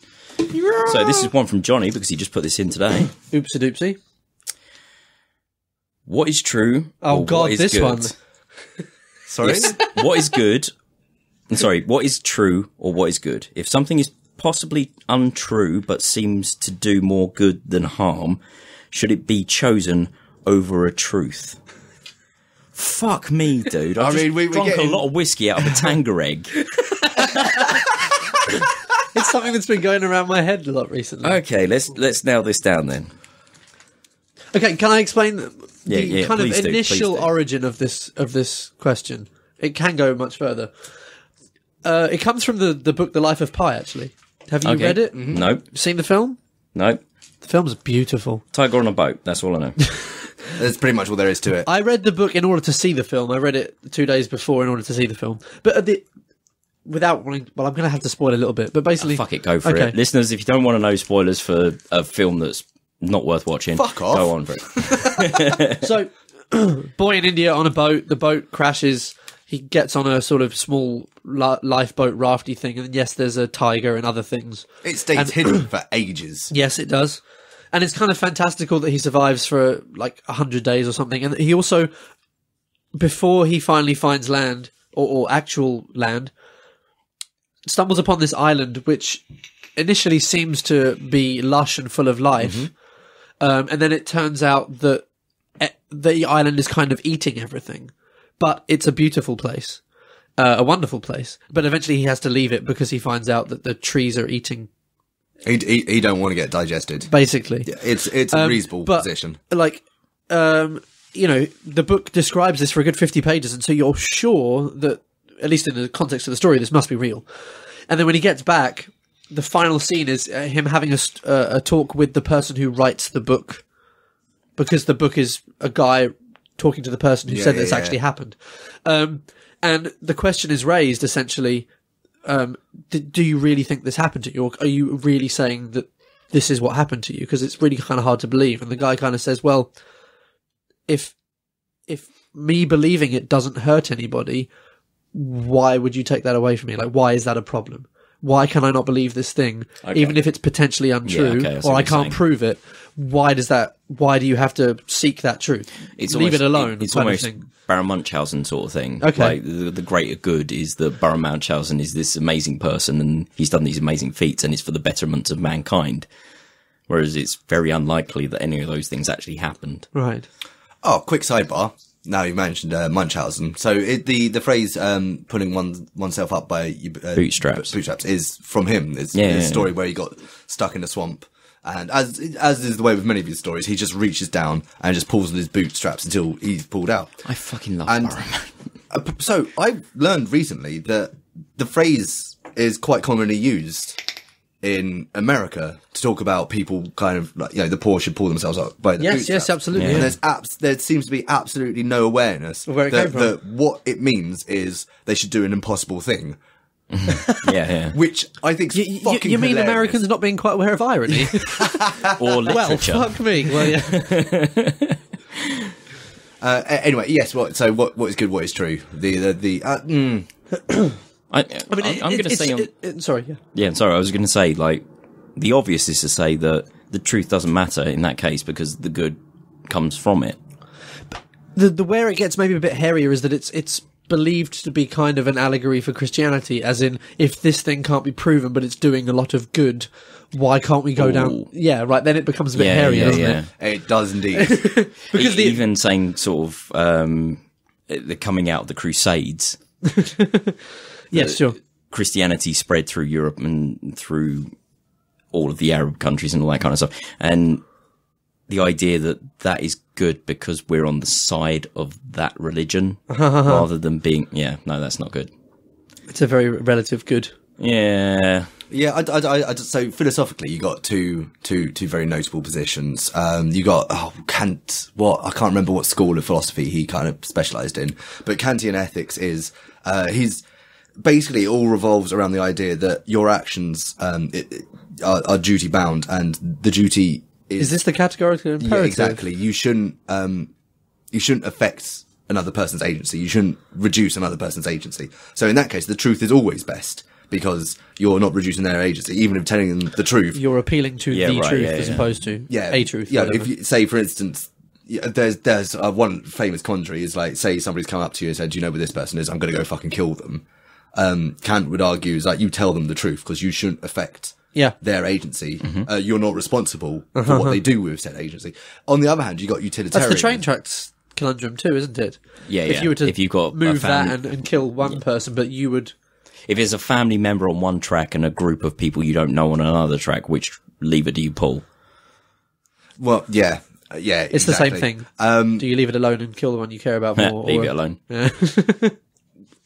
Well, yeah. And the other one I'd bring up would be, who was it? Was it Hume? I can't remember. The famous, so utilitarianism is basically, the philosophy of doing whatever it takes to increase utility, which in philosophical terms is, whatever provides the greatest happiness. Yes. So, the greater good in that case, like, an untruth or a falsehood would be philosophically more ethical if it provides a greater happiness. Which is the opposite of the Kantian. Exactly. Yeah. God damn it, we're getting really deep this time. Okay, fucking do it. Sorry to interrupt. I mean, I don't have a fucking answer. I think it's all judgment calls. I think it's the way. context to context, situation to situation. Well, yeah, but we've already pointed that out. So I think the part of the reason that it interests me is because it seems to me a lot today that a lot of people are going very much to the atheistic side, which is not necessarily a bad thing, and also getting more interested in science, which is not necessarily a bad thing, but are letting go of the idea that they're just saying that if something is true, that's it, and that's the most important thing. And if it can be proven, then that's the only way that we can trust anything or have any value in anything. Okay. And people are actually rejecting how about this? So, if you take that standpoint and you say that truth is the absolute and is what you're actually going for, then surely human nature could come into that in some point and say, like, overall humanity is good. I mean, yes. So if you go for truth, then overall there should be a good that comes out of it, rather than being lying and manipulative about it and hiding dark secrets. Well, if that came to be that it was that way, then you would have followed the right truth, if that makes sense. Oh yeah, it would kind of negate itself, wouldn't it? Oh God. Fuck. So the problem I have with Kantian ethics is that it rather hilariously relies on everyone doing what's, by that system of ethics, correct. By what doesn't affect other people's agency. So it relies on people going, I'm not going to kill someone, because that's going to really quite seriously reduce their agency. But also not prevent other people from killing people, because that also would reduce the murderer's agency. As you just said. Yeah, but in the ideal would be that nobody is setting out to do anything that would have that sort, have any effect on any reduction on any one person's agency. What kind of a world would that be? It would be a fucking idealistic one. And kind of a dull one, though. I mean, would it be dull? I don't know. When you interact with somebody on a daily basis, how much do you affect their agency in most interactions? Every single person, me. 100% of the time, mate. Yeah, I don't know. I'm generally, I'm an advocate for the truth. In fact, almost absolutely. What does that mean? I'm an advocate for what is true. But I don't put a timescale on it. That's where, okay. That statement sounded woefully empty. I never worry about kind of being truthful immediately if it's going to cause an issue. That doesn't make any sense. Don't worry, it will. But yeah, I don't know. Or reversely. I mean, the other problem we've got is you were mentioning sort of the atheistic approach of going like, well, whatever is materialistically provable to be absolutely true, that that is what truth is, which is fine. Now, from the natural science point of view, you do have you've got the black and the white. For this, let's flip it on its head. Let's say like the truth is black, Okay, and fine. falsehoods are white, and then everything else exists in a kind of flicker between black and white, and then it'll eventually get sorted out. The problem is, outside of natural science, we have humans, or within natural science, we've got like being human, and being human isn't just a fucking scale of greys. It's an absolute rainbow of discord. It's chaos. Yeah, utterly. So that is, I mean, you got to start talking about two different types of truth there. But the very truth that you just said that humans kind of stand in opposition to is the truth that we have decided to try and seek. And it's objectional truth. Oh, you mean objective? Objectional? Oh, it could very well be objectional. I kind of mean objectional, but... Really, as in you could reject it? Yeah. Ah. Because one Can you say person's more about reality that? is not the same as another person's reality. Right. Someone's beliefs will be not completely diverse Then yes, across okay. all of But humanity. then the aim is to try and sort of narrow the lines, And or to go as isn't far that down the strangely reciprocal graph as Orwellian to kind of just narrow people's thoughts to that one view? well. Oh my A radical God. socialist over there, yeah, sure. But yeah, sure, it is. It absolutely is. If we admit that it's I'm a sorry, fact- listeners. Can I just interject with Dick Fart Fanny? Right, go on. Oh, that's better. Okay, good. I mean, if we admit that we are all involved in this together and we're trying to move towards that same goal, Yeah. but by moving towards that same goal, we are limiting each person's individual agency by trying to agree on a truth. Do you know what it's like? It's like a gene pool that's like 2 people versus a million. It's kind of limiting mutation. It's limiting different experiences, different... Yeah. By trying to understand things. Not by trying to understand things, by trying to limit a view of things. Oh, well, okay, that's a very cynical view of science. It's a very cynical view of humanity. Like in the complete, like our entire works and everything we've ever tried to achieve. No, that's wrong. No. Fuck Trump. You know, kind of the pop topic way. I'm going to be not lying, but Yeah, I don't know. So I think essentially my answer to the question would be like have an eye on what's good, and go for what's good with an eye on what's true later on down the lines. Unless, of course, like not saying what's true, although you're going to cause some discomfort now, holding on to that is going to cause more problems further down the line. But so yeah, essentially what we've already said. It's fucking contextual. Boil it all down. It's all contextual. Implied in that is a what did he say? Boil it all down. It's all contextual. But which is basically like saying it depends. That's what we just said. Basically, what you've done is put a thought experiment into our pot. Yeah, I mean, yes, sure. And it's been fun. Sure. I'm not going to say it's not. I just want to say though, in everything we have been kind of assuming, and I think it's a good thing, that we're not talking about the truth, but truths.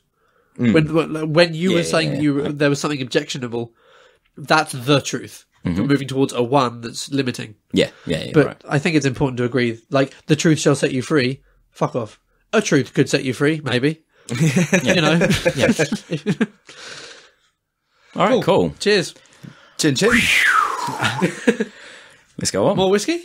Yeah, go for it. The bottle's just there. I don't know. It's like saying like, do you go for what's true or what's good? Is at a certain point, like sort of in mind, it's almost the same as going, oh, should we paint this wall like burnt umber or terracotta? No, that's not the colour of truth. The colour of truth is purple.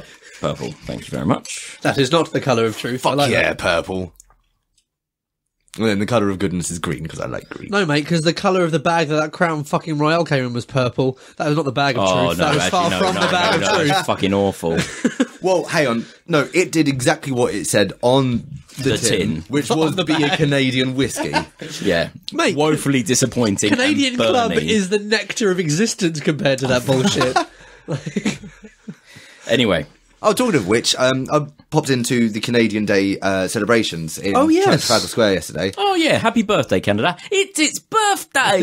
It's his birthday, eh? 150 years young, right? Absolutely. And yeah, hopefully they're talking about... Same age as Bryan Adams. Amazing. He founded the country, did he not know? Oh, it's the summer of 1869. I get it. Fantastic. Right, yeah. Anyway, what were you saying? Yeah, no, I mean, I went there. I was determined I want to try some poutine, and Nice. It's chips and gravy and cheese, mate. It's lovely stuff. It is good, but it's chips and gravy and cheese. It's cheesy chips and gravy, yeah, for sure. Yeah, there's no way around it. And yeah, I tried one of their beers, which was Teensons or Teedymans, or I can't remember. I don't know. I had 4. They're really proud of their beers in the context of not being American beers, but are they good? Oh, they are better than American Yeah, beers. but that's not a high bar. It's also I can't help but point out what you asked. Yes, no, I know. It was fine. Okay, fair enough. To be fair, it was I was already kind of sort of going to be set against it because it was £5 for a 33cl can. Oof. So it's never going to take. That's just because of the day. I imagine if you went to a Canadian pub in London, it wouldn't cost that much. No, I shouldn't imagine. Yeah, fair enough. Cool. One from the pitch pot, I guess. Yeah, go for it, Johnny. Let's do it. Here comes some whimsy, listeners. Watch out. Before that, You've just had some philosophy. Time for some whimsy. what happened? Oh, yeah. So, Alrighty. we give up with one hand, philosophy, and with the other, we taketh away. Go on then. There's a lot of scope here. Okay. It's a horror, and it's called Haunted Place. So, what I'm seeing is a fish and chip shop. There we I are. was Good. gonna say, Thank you. Okay, good. Is it a place with an eye? No, it's not. But it doesn't matter. It doesn't matter. We're saying it. I'm saying it. I didn't show it to anybody. Doesn't matter. So, I'm going to say this is Idle Hands, but with a fish and chip shop. Idle hands. I don't know what that is. Someone gets a hand replaced by a cadaver who was a murderer. Oh, okay. Yes, I do know this. Okay, right. So this is a case of a man goes in, there's no cod left. There's no rock left. There's no haddock left. God damn Mate. it. This is England, motherfucker. What's left? Place. But there's no lemon. And that is the crucifix right there. If you hold a lemon up to a piece of haunted place, you're fine, son. Okay. And no one had ever noticed this because everyone always puts lemon on their place. But this one particular time, there wasn't any lemon about. You know that saying, everyone puts lemon on their place. Yeah. I put mine in its place, mate. Fucking hell. Okay, so another potential idea would be, say you've got a place. I'm thinking like the sort of squares you call like thingy place or name place, and it is haunted. Grosvenor Place. Grosvenor Place. Yeah, It's a haunted place. Okay. It's a haunted place, and yeah, there is a ghost there, and it shows itself all the time. But you know, there's always lots of people in such places, and the thing about hauntings. When people talk about, I saw this ghost this one time, or they're always by themselves. They're always primed to be scared. There's no one else They're always around. dressed in white or black. Yeah. And also, the lighting tends to be very poor. It's not the case. In Foggy the Victorian. place. Yeah. Is it not? No. So this horror story is about a ghost who, try as he might, can't haunt for shit. Right. Because there's always too many people. Do ghosts, like when they're assigned to being a ghost, get parameters then? He was just got the short straw and was stuck in this fully lit place full of very like cognitively aware people. Yeah, no, it was an administrative error. Okay, there we are. Good. Yeah. Too many ghosts, not enough space. I do like the idea that the afterlife has botched bureaucracy. It makes me very happy to think of. Of course, Yeah. Of course it does. No, but I know it. An afterlife, however you look at it, is full of people. But it's an old idea that never gets boring. No matter how many people write about it, it's always hilarious. Yes. Yeah. Like it's just so satisfying. So yes, continue that. Yeah. So yeah, it's just like a clerical error sees him like being like sent to this place that he has to haunt, and he just can't do it because during the day, like he doesn't show up. Obviously, there's light, and if there are psychically sensitive people who might be able to discern him, there's too many people around. They just see him as just like or her as another. Are we talking live or person. dead people around? Live. Oh, I was thinking like there's too many ghosts in one particular place. like stuck inside the fish. It's almost like being the slow kid in class. Oh shit, dude! You just given me a whole other idea. So how about what's it called? What was the Simon Pegg Nick Frost series?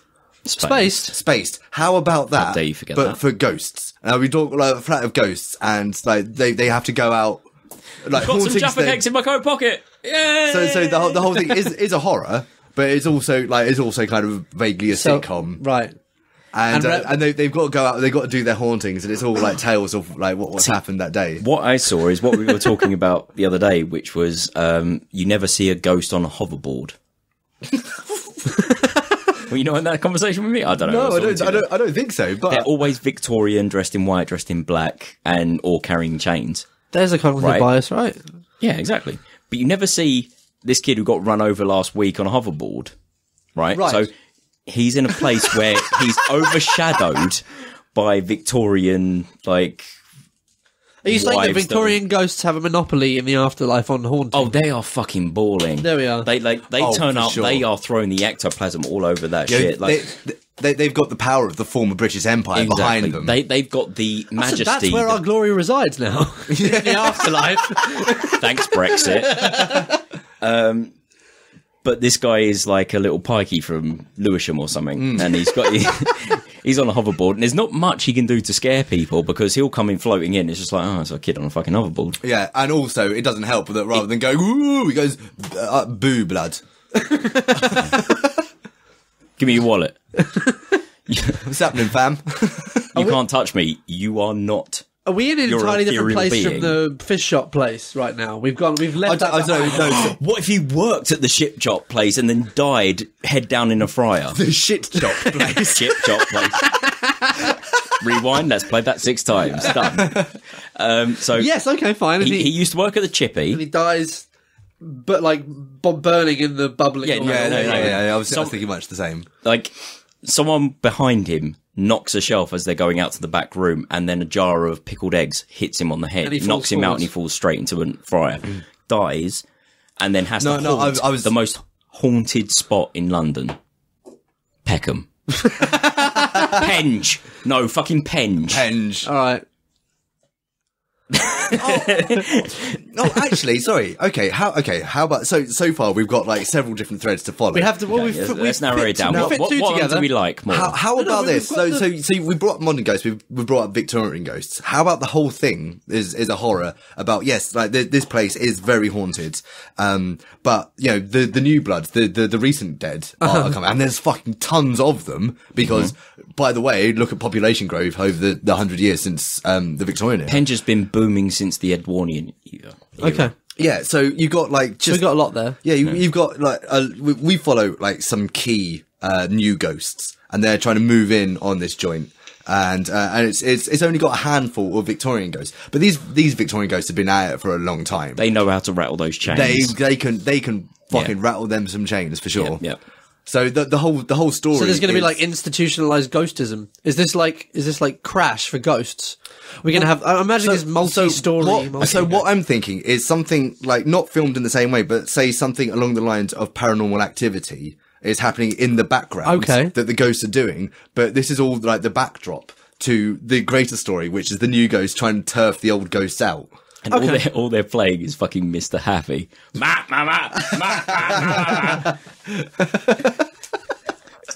Scares the shit out of normal people. Oh, that will fucking I'd annihilate a Victorian as well. Absolutely. That's the secret weapon, I feel. So we're very faintly approaching a plot.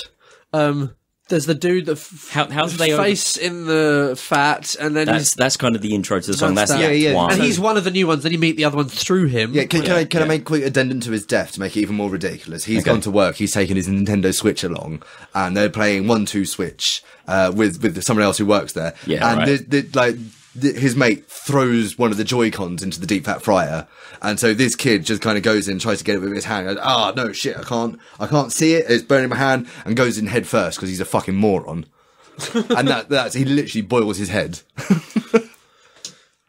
So anyway, he dies in a fryer accident, and then he realizes he's in a place that's overly haunted by Victorian chain wobblers. Well, no. Or he discovers that everywhere is overly haunted by Victorian Well, yeah, chain I mean, this is where the clerical error comes in. Because, like, he goes to the afterlife. What I'm going to say is we kind of need an economy for ghosts. So the more people they scare, it's almost like a Monsters Inc. kind of thing. So the more people they scare, how about the more ectoplasm you could put on, like having ectoplasm the spread closer furthest. to release, it's the closer to heaven you get. You need to buy your way into heaven as a ghost. Oh, okay. So you need to it's actually purgatory. You need to scare people more into Christianity, so they believe they go and pray for their own souls because they're haunted. Okay. So you're getting more souls for heaven. No, I say let's drop the Christianity angle altogether. Let's let the actual truth behind, like, the world outside the cave is so much different from any established religion. It's so much weirder.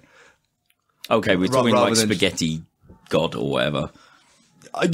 Something like that. Bizarre Yeah. that we can't quite get our heads around. Okay, fine. They need to buy their way into heaven with scared people. And so he has no chance of being able to do this because there's these Victorian guys that have been doing it for a while, but they like their job. So they just do enough to stay out of heaven, but they're rich in the afterlife. And the Victorians, they're like only 2 days from retirement. Or at least 2 one of days is them a long time in ghost days. So hugely. So how do the new blood? 2 days in scaring. How do the new Time. blood resolve this issue? This is Act 2 sort of thing. Oh, kind of coming into Act 3. How do they resolve their conundrum? Did you say that we're counting the number of people that we've scared?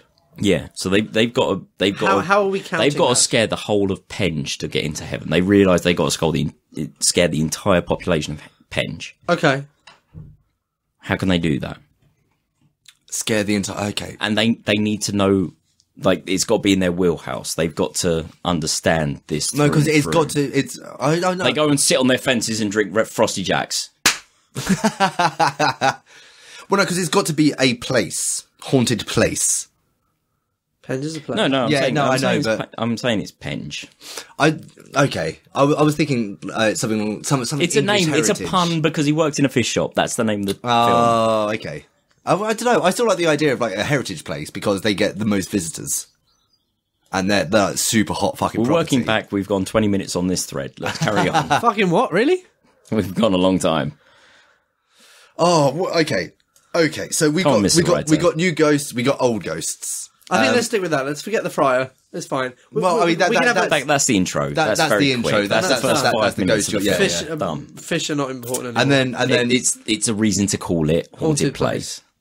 and the fact. and the clerical error comes, like, he's got him and a group of others that they're in the afterlife, new ghosts, and the clerical error sends them somewhere where they're already established ghosts. Yes. Yeah. And these ghosts, they're going to be very fucking protective about it because it gets constant visitors. They It's got a not monopoly. like a house where Yes. like you slowly chip away over the eons. And if they fuck this up, then that whole area is going down, and that's not on. And yeah, they're just a few hundred scares away from retirement. And they get to trade and their scares to other souls that are trying to get into heaven for whatever services they provide.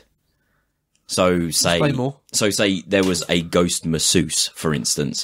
They get to trade 10 souls to that person in order to get a massage because they can't feel anything apart. Also, actually use it as There's currency. an economy. So they've got a monopoly on Earth and they're loving their existence because they're rich, because they're scaring the most people. Oh, so this they're doing is the like woman in white in thing. Fortune and Glory, where your fortune is also your currency. How Exactly. well known you are is also, and you have to decide. And they have no aspiration of going to heaven because they're living life to the fullest on Earth, right. as in limbo. So they're actually trying their best to keep it just below the quota. They want to be rich and then trade off skills so they can send other people and then up. you get That's these fine, wide-eyed, kind of innocent, ignorant new ones that just think that they're supposed to get to the quota as soon as possible, and they have to teach them about the ways of life. What they're basically seeing is the fucking Glenfiddle kind of situation where it's like, Oh no.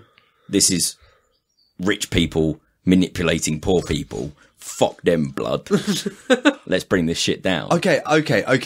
Resolution time. Yeah, we need to wrap this shit up. Yeah, okay. So resolution time. The resolution comes where, in an effort to try and like both outwit The resolution will not be televised. Sorry. Not in 1080. Not any resolution you pick. in an effort to outwit and overpower these hugely powerful Victorian spirits. The new ghosts start getting creative, and this scare currency. One of them just has like, well, what the fuck happens if we snort this? Chops itself up a huge line, snorts the scare, And Line of ectoplasm. Yeah, line of ectoplasm. And this does something to his powers that he kind of can start having some real effect on the actual world. Like Dune kind of style. Yeah. Yes, yeah. This is like Ghost Spice. Yeah. I like it. And so the resolution is, after a while, they realise, oh, fuck it.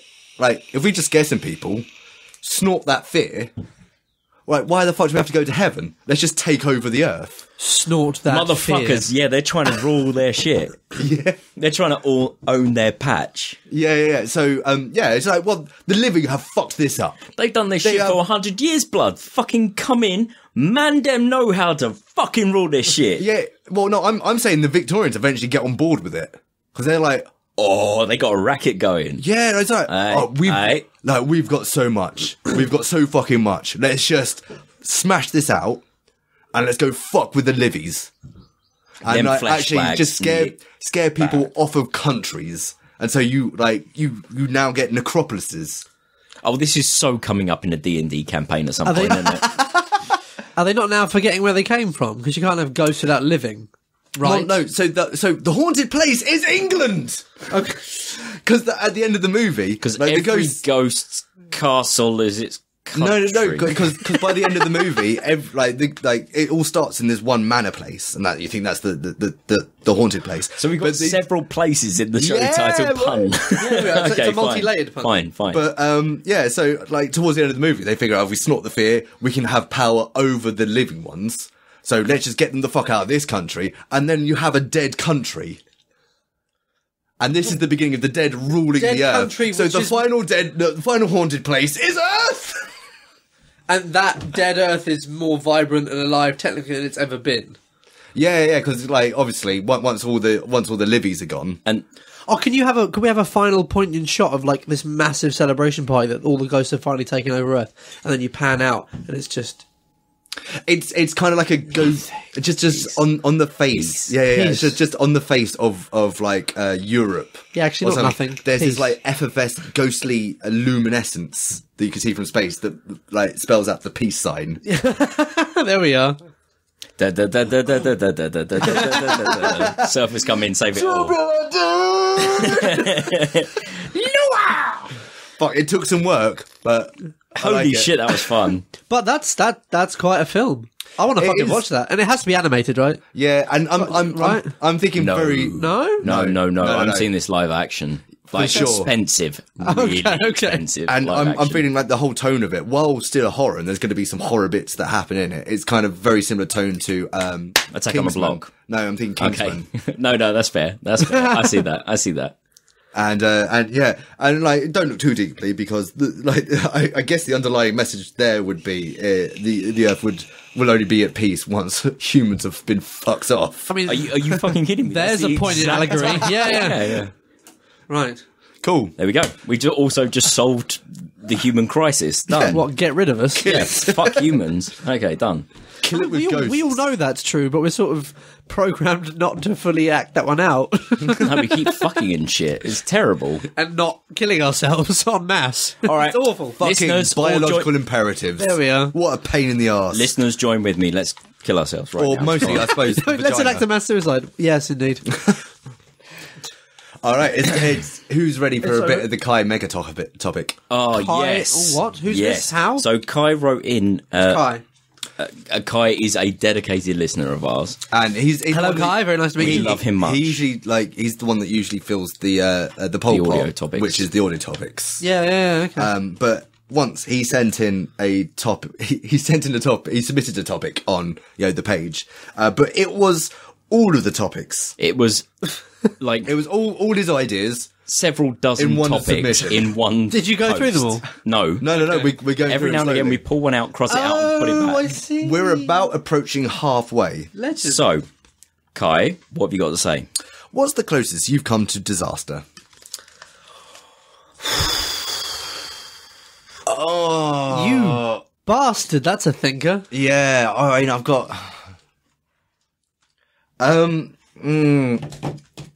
Yeah, so there was a point where I was living with some people.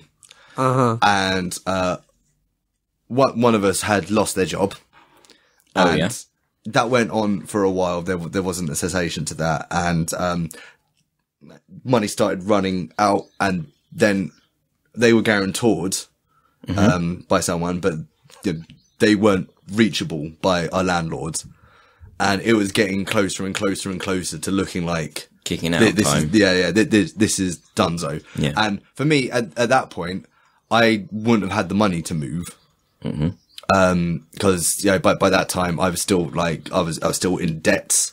I physically couldn't work enough to earn what I needed, and that was That was pretty hairy. That's pretty rough. That was pretty that was pretty hairy. That was that was at some point during the process. It kept stepping up. Johnny has actually covered his entire beer bottle with the Tenga egg. Yeah, and it's covered in lube, so I imagine it's going to ricochet across the room. No. Wow, it's staying in place. I think we have our album art. Take a picture for me, babe. Sorry to interrupt you in the moment worries. of tragedy and disaster, but the moment came. That is perfect. That is It's lovely, perfect. doesn't it? Don't worry, I'll put some After Effects filters on it, so let's get that done. I think for myself, it's probably about the time I met you guys properly. Well, 3 fucking cheers for that. You were my aversion to disaster, I'm going to say. Oh, okay. We're gonna leave names out of the hats. No, not at all. Okay. So I left uni. I'd studied computing science for 3 years, and in my second year, at the very beginning, I realised I don't want to do this. But I still had the kid, I'm at school mindset of not knowing I should drop this right now and go and find something that I can actually make a living on or do anything with. So I did 3 years of computer programming and came out of uni not wanting to program computers. Oh, dude, I still remember, you showed me the picture of you At uni. at uni. You do realise... on the graduation day. Yeah, you do realise I was dumped the day before my fucking graduation as well. And were struggling with the fact that 3 you got fucking a year relationship. third? I got a third, yeah. Yeah. And Because I'd spent the last 2 years of my uni degree basically doing bare minimum and partying as hard as I could. And I'm going to say partying as hard as I could. I was a nerd. Gaming as hard as I could. Oh, okay. So album art is the Tenga beer. With me at graduation. Yeah, absolutely. In your hand. Look perfect. how far I've come. Dude, dude, Doing the bare minimum. That expression was the look of someone who's just like, there's nothing left for me. There is nothing. I've just been dumped by my long-term girlfriend. There is an Eddie outside in the garden. And then also I've done fuck all with the last 3 years of my life where I need to set up my future. So I came home, started lounging around at home, going to the Rat and Parrot, as we all did, which is where I met all you boys. Did a house party at Taryn's. Very good. Got very close with Deola. He gave me a job, and that's where I've spent Who gave you a job? Deola. Fuck off. That's how that... Really? I started in restaurants because Deola got me a job. No way. I started as a barman, God knows how many years ago, at least if there is 15 years ago. If there is a way of spinning the word incest to make it positive, we are it. Yeah, exactly. And he got me a job in a restaurant. I started as a barman, worked my way up to waiter, assistant manager and deputy manager and general manager where I am now. And yeah, that's all gone to shit. General manager? But that was the closest I came to disaster, because if I hadn't met Deola, he wouldn't have got me a job. All right, I would have done something else, fine. But wouldn't have met all you guys, wouldn't have had... But that all kind of relative awesome path thing doesn't apply here. That's important. And I wouldn't have met my girlfriend. I wouldn't be 5 years into a loving relationship. I wouldn't be ready to carry on in the future. I wouldn't be brave enough to go for a new career that I am now. So, yeah. Cheers to you, closest I came to disaster. Chinnigans, Chiru. Anyway, Johnny, what you got? Cheers to being safe from the abyss. I have 2 things. Random luck, bitch. Yeah. It is pure coincidence. And it's a fantastic thing. Serendipity is, That's life. Is joyous. That's life. Yes, it is. Oh, that's a lovely feeling when you remember that. Yeah. Oh, 2 things. One is instantaneous, and I'll save that one for last because it's less terrifying. I guess the closest I came to disaster, like comprehensively, was last year when I was in Turkey, around June, July 2016, and I'm travelling home on the bus and everything seems normal. And then I get home and I'm just relaxing at home, and I lived with my wife and her brother, so it's just sort of relaxing. And then her brother is he doesn't go out very much, but that doesn't mean he's not social, and he's also just tapped into everything. Like, he hasn't necessarily been to everywhere in Istanbul, but he knows every single thing that's happening everywhere in the city. Okay. He's the definition of like a productive nerd, if you will. I don't like the word nerd, but it's something to embrace. fair enough. For sure. I don't mean I don't like it as in I wouldn't like it as a label. I just think it's unnecessary. It just means a person who's interested in interesting things. But It's like saying that a band that's completely made out of women is female. right, yes, there we are. It Exactly. shouldn't be a thing. Yeah. They're a band. They're a band. Anyway, so he kind of, as he does, he's nonchalant about everything. You know, he'll probably sigh in the coffin at his funeral, kind of thing. This. All the attention. He wanders in and just kind of goes, turn on the news. So we turn on the news, and I don't know if you knew about this or if it came into the press, but probably not as much here. There was a coup. Yeah, no, absolutely. Military coup. It was weeks on BBC Oh, News. okay, good. Yeah, I seem to remember sending you a message over Facebook going, You're right. Yeah, a lot of people did actually check me. And then Check in with me. there were a couple of days of no response, no Facebook activities. Like, Yeah. And then eventually you answered, like, Thank God. I shan't. It's funny how the BBC can be really biased here, but quite objective when it comes to it abroad. It's odd. Anyway, Absolutely. given the Not as long as acronym. it should have been, to be fair. But Yeah. So we turn on the news and we just see tanks and soldiers on the. There are 3 bridges now in Istanbul, and the first one, which is the biggest one, the one that everybody uses predominantly to go from the east to the west. Right. And the entire thing is closed down, and there's military on it, and then we hear that there is a military takeover, essentially. And as it unfolds, we realise that we are technically trapped in our flat. Or at least we will be by the morning, as we understood. We see people from our window rushing out, taking out all their money from bank accounts, going to supermarkets, stocking up on things, thinking we're going to be stuck inside for weeks. I already know where you're going. That's when you realise you're out of spaghetti oops. I mean, that's when I Shit, I'm out of Tangeray. That's when I once again felt I can't buy those things here. I'm stuck. I would have to go to a specialist shop to buy bacon. How am I going to survive? But no, it was genuinely terrifying when it was suggested that the next day I better not go outside in case there was military patrol, and if I didn't approach them in the right way, I might be shot.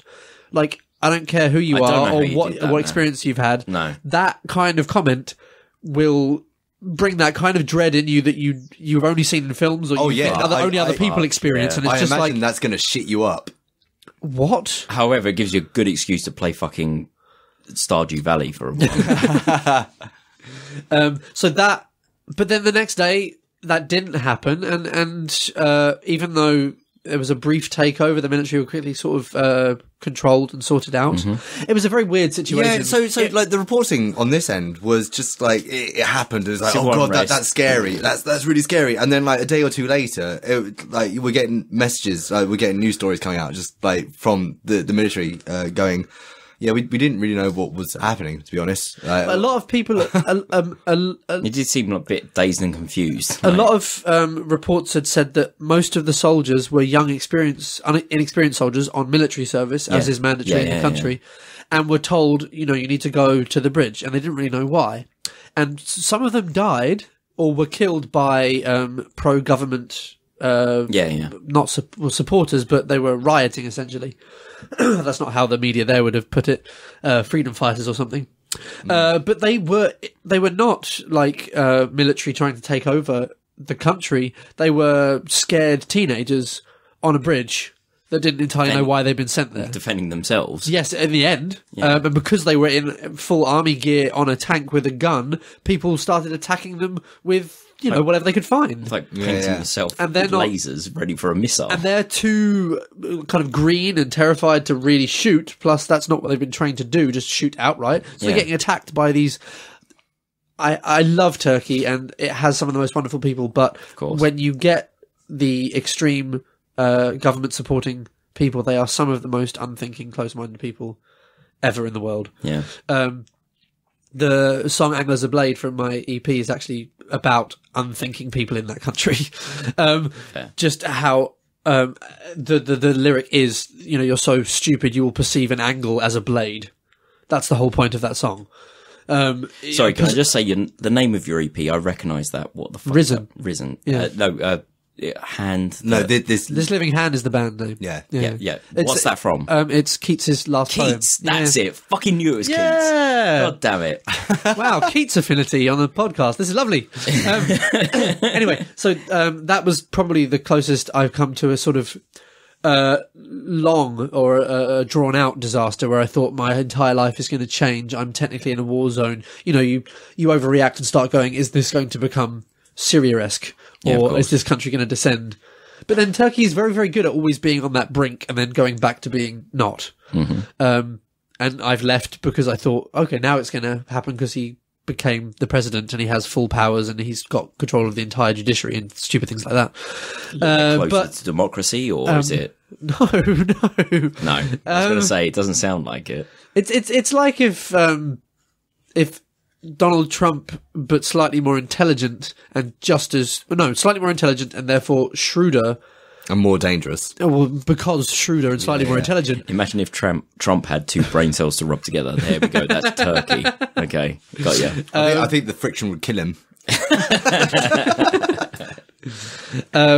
But then imagine if Trump had complete control of the Senate and the House of Representatives, and he's still got the democratic edge to him rather than the media was all him, bar a few newspapers that were being systematically shut down and the journalists put in prison. Right. You're right, BBC. Yep. Yes, all right. Like it. Yes, not to a certain extent, but it's insane how, especially for someone like me, can float above that. But there are. Like, I was speaking to a friend of mine who had a friend who is basically now a refugee in New York. She was a journalist in Istanbul, and now, because she had to leave because she was thought to be a supporter of one of the rebels, is now on the streets in New York because she had to leave and flee. Like, people are just being systematically kicked out of that country because they don't agree with this particular leader. It's awful. Anyway, so that's a very serious disaster. A less serious disaster is... the closest to disaster. Well, closest to disaster, absolutely. It didn't actually become one. That's it. I was going to work one day. This was about 2 years ago. And it was a busy day. I was just going to class, and it may have been like near the beginning of a new class. So I was extra early and prepared and like thinking about meeting. You kind of, nervous, pumped, where you're like, I don't know how this is going to go, but I still get like that. I guess it's a product of still kind of caring about what people think about what I'm doing. But so I go in, and I get an email from my director basically saying, MEF, that's the name of the university, MEF, has brought in a new policy. Why is that funny? Because it sounds like meth. Oh, fair enough. If you have a lisp. Okay, fair enough. Meth University. Meth University. Which is a result of taking too much meth. Yeah. I get an email saying the university is going to be bringing in a few days or next month a policy where you can't have long hair anymore. And this is, you know, in the context of Turkey, in the context of them wanting men to be men and women to be women, absolutely plausible and terrifying. So I get terrified and scared, and I'm thinking, well, I've got a plan to leave in a year, maybe 2 years, but I'm going to have to leave the country in like a month. I'm not giving up my long hair. Fuck this place. This is my favourite place to work. But fuck this place. Wow. Anyone that's known Johnny for a while has known that Johnny has long hair. So this is amazing. Since I was 16 or whatever. The thing is, I've had long hair for slightly longer than you. And I'm at the point where I'm thinking, do you know what? I'm actually interested to shave it off just to see what happens. And I've had long hair in the past and cut it off and gone, I'm fucking Well, I didn't bitch. speak to you for 2 days. But everyone keeps telling me that, you know, if you cut it off, it'll grow back pretty quickly. It'd be interesting to see. It won't. But it really is. It won't. But it's part, I don't know. It's part of your being. Call it that. fragility. I don't mind. It's I need it, and it's me. Yeah, it's you. No, that's your self-image. That's you. That's important. Yeah. But it also goes deep into who I am and who I was, but still and partly and everything. So I ran into my office, which is a long corridor, and paced all the way down to the director's office, which is the final one, and pushed the door open and said, this new rule, this is fucked. I'm afraid I'm going to have to leave the university in a couple of days if this is the case. And she was very dismissive. And she was just kind of like, yes, okay, look, we'll talk about it later. You have a class to teach. I have things to do. We'll talk about it later. And I was like, no, this is not on. How can this come in? We have to fight this. And she's like, don't worry, we'll talk about it. So I storm out and slam the door and walk down the corridor, and I bump into one of my most unassuming colleagues, an Australian guy called Sean. Very, very odd, but lovely guy. They're all called Sean. Yes, I work in just 300 Seans. It's lovely. One of the Seans, he's got this very good way of saying things as if he's slightly far back from them, and he waits for the impact of what he said to drift towards you. Oh, the Australian way. I get maybe. Yeah. I see him and I go, do you know what they've fucking done? Have you seen the policy? And he just kind of has his arms up against his sides like this, and he just kind of goes, do you know what day it is, Johnny? And I looked at my phone and I was like, April fucking 1st. Oh, that is the payoff of a century. Oh my lord, that was good. I was so fucking caught up in my day that I didn't realise. Oh, that is so good. Oh, that is so good. That's amazing. But I was like ready to leave the fucking country. Amazing. Changed my life. I'm so happy with that. Oh, so okay. So mine's going to operate in a middle ground between those two stories in terms of seriousness. Yeah, mine was shit. His was personal epic. Yours is going to be mediocre. Yeah, we got it. Well, no, it's actually quite an important point for me. So good number of years ago, back in the sawmill, we had someone who was homeless for a little while come stay with us, like good mate of one of us there. Yep. And she came in, and this was also this coincided with the release of the Creamfields lineup. So this that pie. This was massive drink smash. It wasn't drink smash. That was just person smash. Well, no, that was the beginning. that was the beginning of a 10-day bender for me, which I somehow managed. Is this where that picture of you in the hoodie with Frosty Jacks? Don't spoil it. Okay, no, right, let's go. Okay. I know the punchline. I'm not going to spoil it. Oh no! You probably won't have heard this. I've never heard the story before. No, I'm not talking about the fact that Kel called my mum. No, because you asked. Anyway, it's not that. So on the morning of the next day, I wake up and I am lying across my bed. I'm lying sideways, and the first thing I notice is I've got a head of hair nestled on my shoulder, and I look down and it's a very familiar colour. It's not quite right, but it's like, oh, baby's here, and so as I slowly wake up, I kind of have a look round, and it's not Heather. And I can't remember the state of our dress, and I can't remember what led me to my next actions. But my next actions were, it was like I took a second to go, that's her and not Heather, and then whatever information was presented to me meant that the next thing I did, not knowing what happened, I had to go for the smell check. It started off with just my fingers, not a sure tell at all. But there was nothing. I like the fact you didn't go for the obvious conscious check. Oh no, I wouldn't do that. I'll stick my fingers first.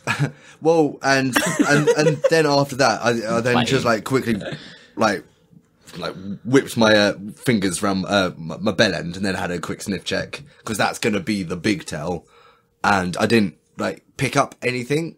And that one's usually quite obvious. So we almost certainly didn't fuck. Maybe it's fair, but I still don't know to this day. No, I think. Well, we'll get to that. Okay. Yeah, so I know the story. I resolved not to tell Heather until our guest had moved on. Mm-hmm. Because I figured if I did, because you're a gentleman sniffing your fingers. Interesting enough, this kind of brings us back to I will always aim for I'll go good first and then truth later. Bring it back. Yeah, no. So like, I resolved not to tell Heather until our guest was gone.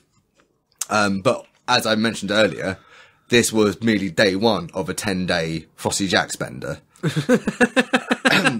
And everything else. So, what I did do, what I did manage to sort of keep hold of is, like, it got to the point of not really thinking about it. It's like, okay, I need to, like, retain some distance. But it was never brought up between the two of us. No one else ever brought it up. So by the time, she moved out, well, she was only supposed to be there for 2 weeks. She was there for 6 in the end. By the time she moved out, I'd all but forgotten about it. And it wasn't until, like, 2 years later, that I can't remember what was going on in my life at the time, but I remembered, like, oh shit, I completely forgot to tell Heather. And we were in London, and weirdly enough, I remember we were just outside the Waterstones at Trafalgar Square when we were talking about it. And I told her the entire situation, thinking, oh fuck, like the fact that I've kept it this long, this feels like the whole. The second I remembered it, it was like, okay, now I'm getting close to disaster. Right, yes. But like, I told Heather the entire story and finished it off with just saying, look, I understand this is a thing. Is it important? Should I like have a chat with her and find out if she remembers what happened that night? Is it something I need to pursue before we can continue? And Heather, like, she barely misses a beat. And she's just like, well, it's not really that important though, is it? Because, like, I mean, you're still here. We're still us. So I don't really see that it matters. And it was like, just oh my god, she's a pragmatist. That was such a fucking amazing moment. But yeah, again, I have no idea which way it went, but ultimately it doesn't matter. Knowing you, it was a case of you needed a snuggle buddy and you huddled up to whoever was next to you and you had a cuddle. Yep, here's hoping. I've done it so many times in the past. It seems 100% clarity. I'm sure you just wanted a cuddle. Can I ask, how did you manage to have a 10-day bender? Frosty Jacks, motherfucker. No, but I mean, time off work, summer. Well, yeah, I was working freelance at that point, and there wasn't a lot going on. Like, this is the awesome thing. This is the thing I miss about freelance. It's like the work comes in huge clumps, and like what you earn from those going clumps back to the egg thing, can just like what you earn sustains you into a period. What you earn from those clumps can just like carry you through until the next clump. And during this particular bender, I don't know how the fuck I did it. I do not know how the fuck I did it, but about halfway through, there was a rehearsal room gig, taking down a rehearsal room sets. And, I actually turn up to that and I'm actually be kind of more or less on the ball and get that done. And then the second I got home, it was fucking straight back into it. And, as has been intimated, suggested earlier on, like the whole thing ended when I told Kel to call my mum.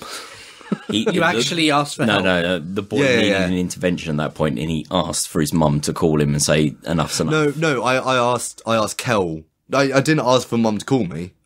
I mean, that was kind of like the implication. Yeah. But I just said to Kel, I was like, call my mum. Because like, what you need to hear her saying, stop it? It's not so much an implication at the point where you actually say, like, call my fucking mum.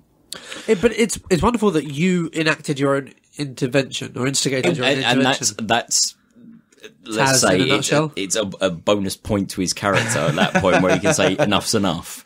It wasn't so much the fact that it was my mum, it was the fact that she was so far removed from the general situation of that at that time.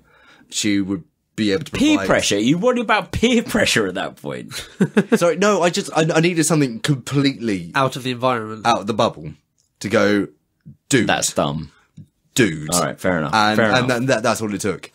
But yeah, that felt like pretty... It turns out it wasn't close to disaster. I don't really fancy pushing it. No, of course not. In future, but... Yeah, to be fair, I saw you there at that party. That's probably the closest to disaster I've ever seen you. In more ways than one, fair enough. Right. Come on then. Let's call that a show. Yeah, I think that's a show. Before we finish the show, I wrote something down earlier because you made me think of it. I just want to quickly explain it. Go for it. Turkey's educational board is in the process of trying to ban a lot of video games at the moment because they're harmful to everybody, apparently. Fuck them in their self-righteous asses. I mean, yes, of course. Things like the games that are the most popular there, like League of Legends, like Call of Duty. Are you kidding me? Yeah. Well, Call of Duty, of course. Call of Duty, according to them, is anti-Muslim propaganda, of course, because it's killing terrorists, and terrorists are Muslims. It depends what game, but I mean, it can be also for sure. Yeah, that's anti-Russian. But they have also Blops. Yeah, Blops? Black Ops. Okay, right. They have also attempted not just once, but more than once, to ban Pac-Man because Pac-Man can look as if there is a person chasing veiled women around trying to eat them. Wait a fucking second. I need to go play some Pac-Man right fucking now because that sounds amazing given that context. Oh my god, I'm going to become a Pac-Man demon now. Oh, that is so good. That is so good. I mean, at that point, Pac-Man becomes either... that becomes a Mia Khalifa porn video. That does! No, that's French police vor. God bless you, Mia Khalifa, by the way. Oh, yes. You've helped me out many a times. 6 cheers. I mean... Cool. So, yes. I believe that brings us on to plug time. Has anyone got anything to plug? Johnny, away you go, sir. I mean, I guess I can plug nothing new, but this crippledspace.wordpress.com. Sorry, that crippledspace.wordpress.com for my poetry. Yeah. And the EP is coming out as soon as possible. The artwork is finalised. We've got a photo shoot done, so I don't know, a couple of weeks. Yeah, keep an eye open for. We'll let you know, hand. listeners. Yeah, This Living Hand. The EP is called Risen, and it will be everywhere within the month, I hope. Tom, wicked. Literally, the only thing I've done for the last couple of weeks is listen to one band in particular. So I'm going to say big shout out to Tricot. They're a 3-piece Kyobi. No, where are they based? Japan somewhere. Math rock plus pop plus. They're fucking lovely. They're not Arctangent, are they? They are. Oh, I haven't heard them. No, not last night or anything. So, in particular, give a listen to the album 3, which is their third album, or give a listen to And, which is their second album. My word, it's just. I've had a tough time at work recently, and usually when I have a tough time at work, I listen to angry metal. Just destroy everything. Let's punch a hole through society. Like, JP Anderson, you are my god because you make me want to punch people that I don't hate. Like, but Tricot have made me take an extra weird divergence from that, which is everything's lovely and everything's beautiful, and I don't understand what you're saying, but it's all very well done. So, Tricot, go listen to them. Very good. Cool. I'm going to put out a quick plug for Howitzerbug on YouTube. Damn right. Purely because the next episodes of our Blood Bowl game are going to be coming up, and I think now we're online, I think it's going to start getting quite good. And to be fair, his inside playthrough is really fun. Oh yeah, I need to watch that. As someone who's played inside, seeing someone else play it is kind of interesting because they're doing it ever so slightly and they're having different interactions. And given the fact that he's trying to entertain people, whereas I wasn't playing it, is well different. This is interesting because at the start of what will be the first episode of the next couple, he makes an apology because he's like, I think people who've watched that are gonna see how they're gonna tell that I've just been really frustrated. Yeah. Yeah, fair enough. But he said, he even made a point going, yeah, it's weird that I'm making that apology here, but fuck it, off we go. Done. And also, I suppose just plug myself. People seem to like Walking Out, so go check out my book. You can find it on Amazon. It is truly great. And to be fair, it's a very fucking good read. It really fucking is. You could knock it out in an afternoon. I did. And then you could read the book with your Tangereg. Knock it out in 30 minutes, mate. You wouldn't take in a whole afternoon. It's good. A Tangereg in one hand, a crowbar in the other, and you just turn the pages with your toes.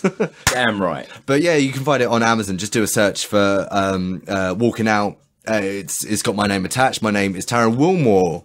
my real name, and which feeds into the Facebook page. Have you updated it yet? No, of course I haven't. Although you. I've started having ideas again, so maybe that'll start happening soon. I certainly need to tidy up the page for one thing. So what's the link? It is facebook.com/Townwar Books. That's TARANWILMRE Books. Wicked. This is how long he's done it and not fucking updated his page. It's become a thing on the podcast. There we are. Okay, so, right. Share and tell a friend. It's the only way we're going to get more listeners. The website is pottopicpodcast.com. Go there to share our various links and shit. I'm slurring like a cunt. Twitter, Pot Topic Podcast. Pot Topic Podcast on any social media, and you'll fucking find it. You got to deal with it. You got the loud music on top of you while you're trying to describe your link, bitch. I've got this like nice little warm up, and the longer I keep it going, the slower and quieter I can become with my vocals. However, you got to shout even louder, so I'm going to keep this going as long as I fucking can. Our Instagram is at Pot Topic Podcast. I can't remember right now, although I do remember, but I'm just going to play up the fact that I don't remember. Our Twitter is at Pot Topic Podcast. Our Instagram is at Pot Topic Podcast. If you use the hashtag Pot Topic Podcast, I'm going to see it. It's not going to go on community wall because that shit's broken. Search on Tumblr, Pot Topic Podcast. You may get the idea that everything we search for, everything you want to search for us is Pot Topic Podcast. Pot Topic Podcast. If you rate and review us on iTunes and Stitcher 5 stars, I don't know what does to the algorithm. I have no fucking clue because I'm a noob at this shit. So just go and do it 5 stars, and you know what? Go do it 0 stars. I'll see what happens. That's a good call. No, fuck it. Like our video on YouTube and whatever. If that's how you prefer to listen to it, why don't you listen to the podcast normally? Just go download it. Yeah. Thanks to all our hosts tonight for joining me, and of course, thank you all for listening. And can I one more thing? Quick thank you. I can't remember. Taz, what you got to say? Oh wait, no wait, I've got an idea. Oh no, it's gone. I would like to offer a huge thank you to Orangafruüp with 2 U's for the use of their song Trippples. Umlaut, you forgot the umlaut. 3 P's. Of course, louder. Of course, Trippples is the with 3 P's is the song that Orangafruüp have allowed us to use for our theme tune, which you can hear now. And at the start of the show, you've been hearing for a long time. You can find it on the album Orangafruüp with 2 U's, which you can find on Bandcamp. Thank you very much, guys. Go buy it. They deserve your love. They do. They're banking it. And can I get a resounding Boschy? Oh, kebab! To the Bosch, to the T, to the kebab!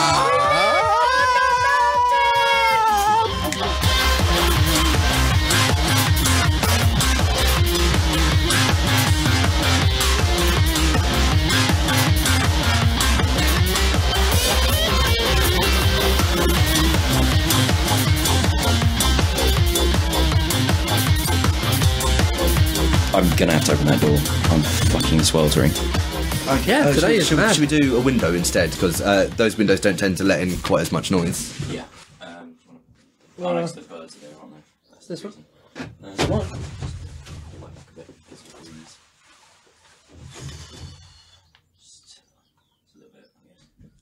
Or, you know, we could all just take our tops off and have a sexy cast. We could do that as well. Right now, it'd be a sweaty cast. Yeah, let's do. I'm going to do it because I am hot. Actually, I'm going to plan ahead. I'm going to put my t-shirt on the plastic chair so I don't stick to it. The back of my chair is actually back of my shirt is drenched right now. Yeah. So, yeah. Oh yeah, no, I hear you, Tom. That would be annoying to like keep hearing after a while. What? Just I feel like a fucking sex egg. Oh god, that was too sweaty. Excellent. We're all wearing shorts, so we're all wearing shorts and we're all topless. And Tom has a pierced nipple. I do. Listen to it, listeners. And tattoos I did not know about on your back. Yeah, I do. So, listening in on bloopers, you will now know from the 39-minute mark we are topless. Little blooper for those that stick around to the end. There we go. And wearing shorts. Actually, now I've just been reminded that you've got a pierced nipple, Tom. Have you ever done the thing where you get a 9-volt battery and put the poles on either end and just heat it up? We'll do that next week. Excellent. A lot of fun for someone else to do and me to watch. Yeah, why not? Why not? We'll electrode my tits. Okay, so let's get back into it. Bye-bye, blooper people.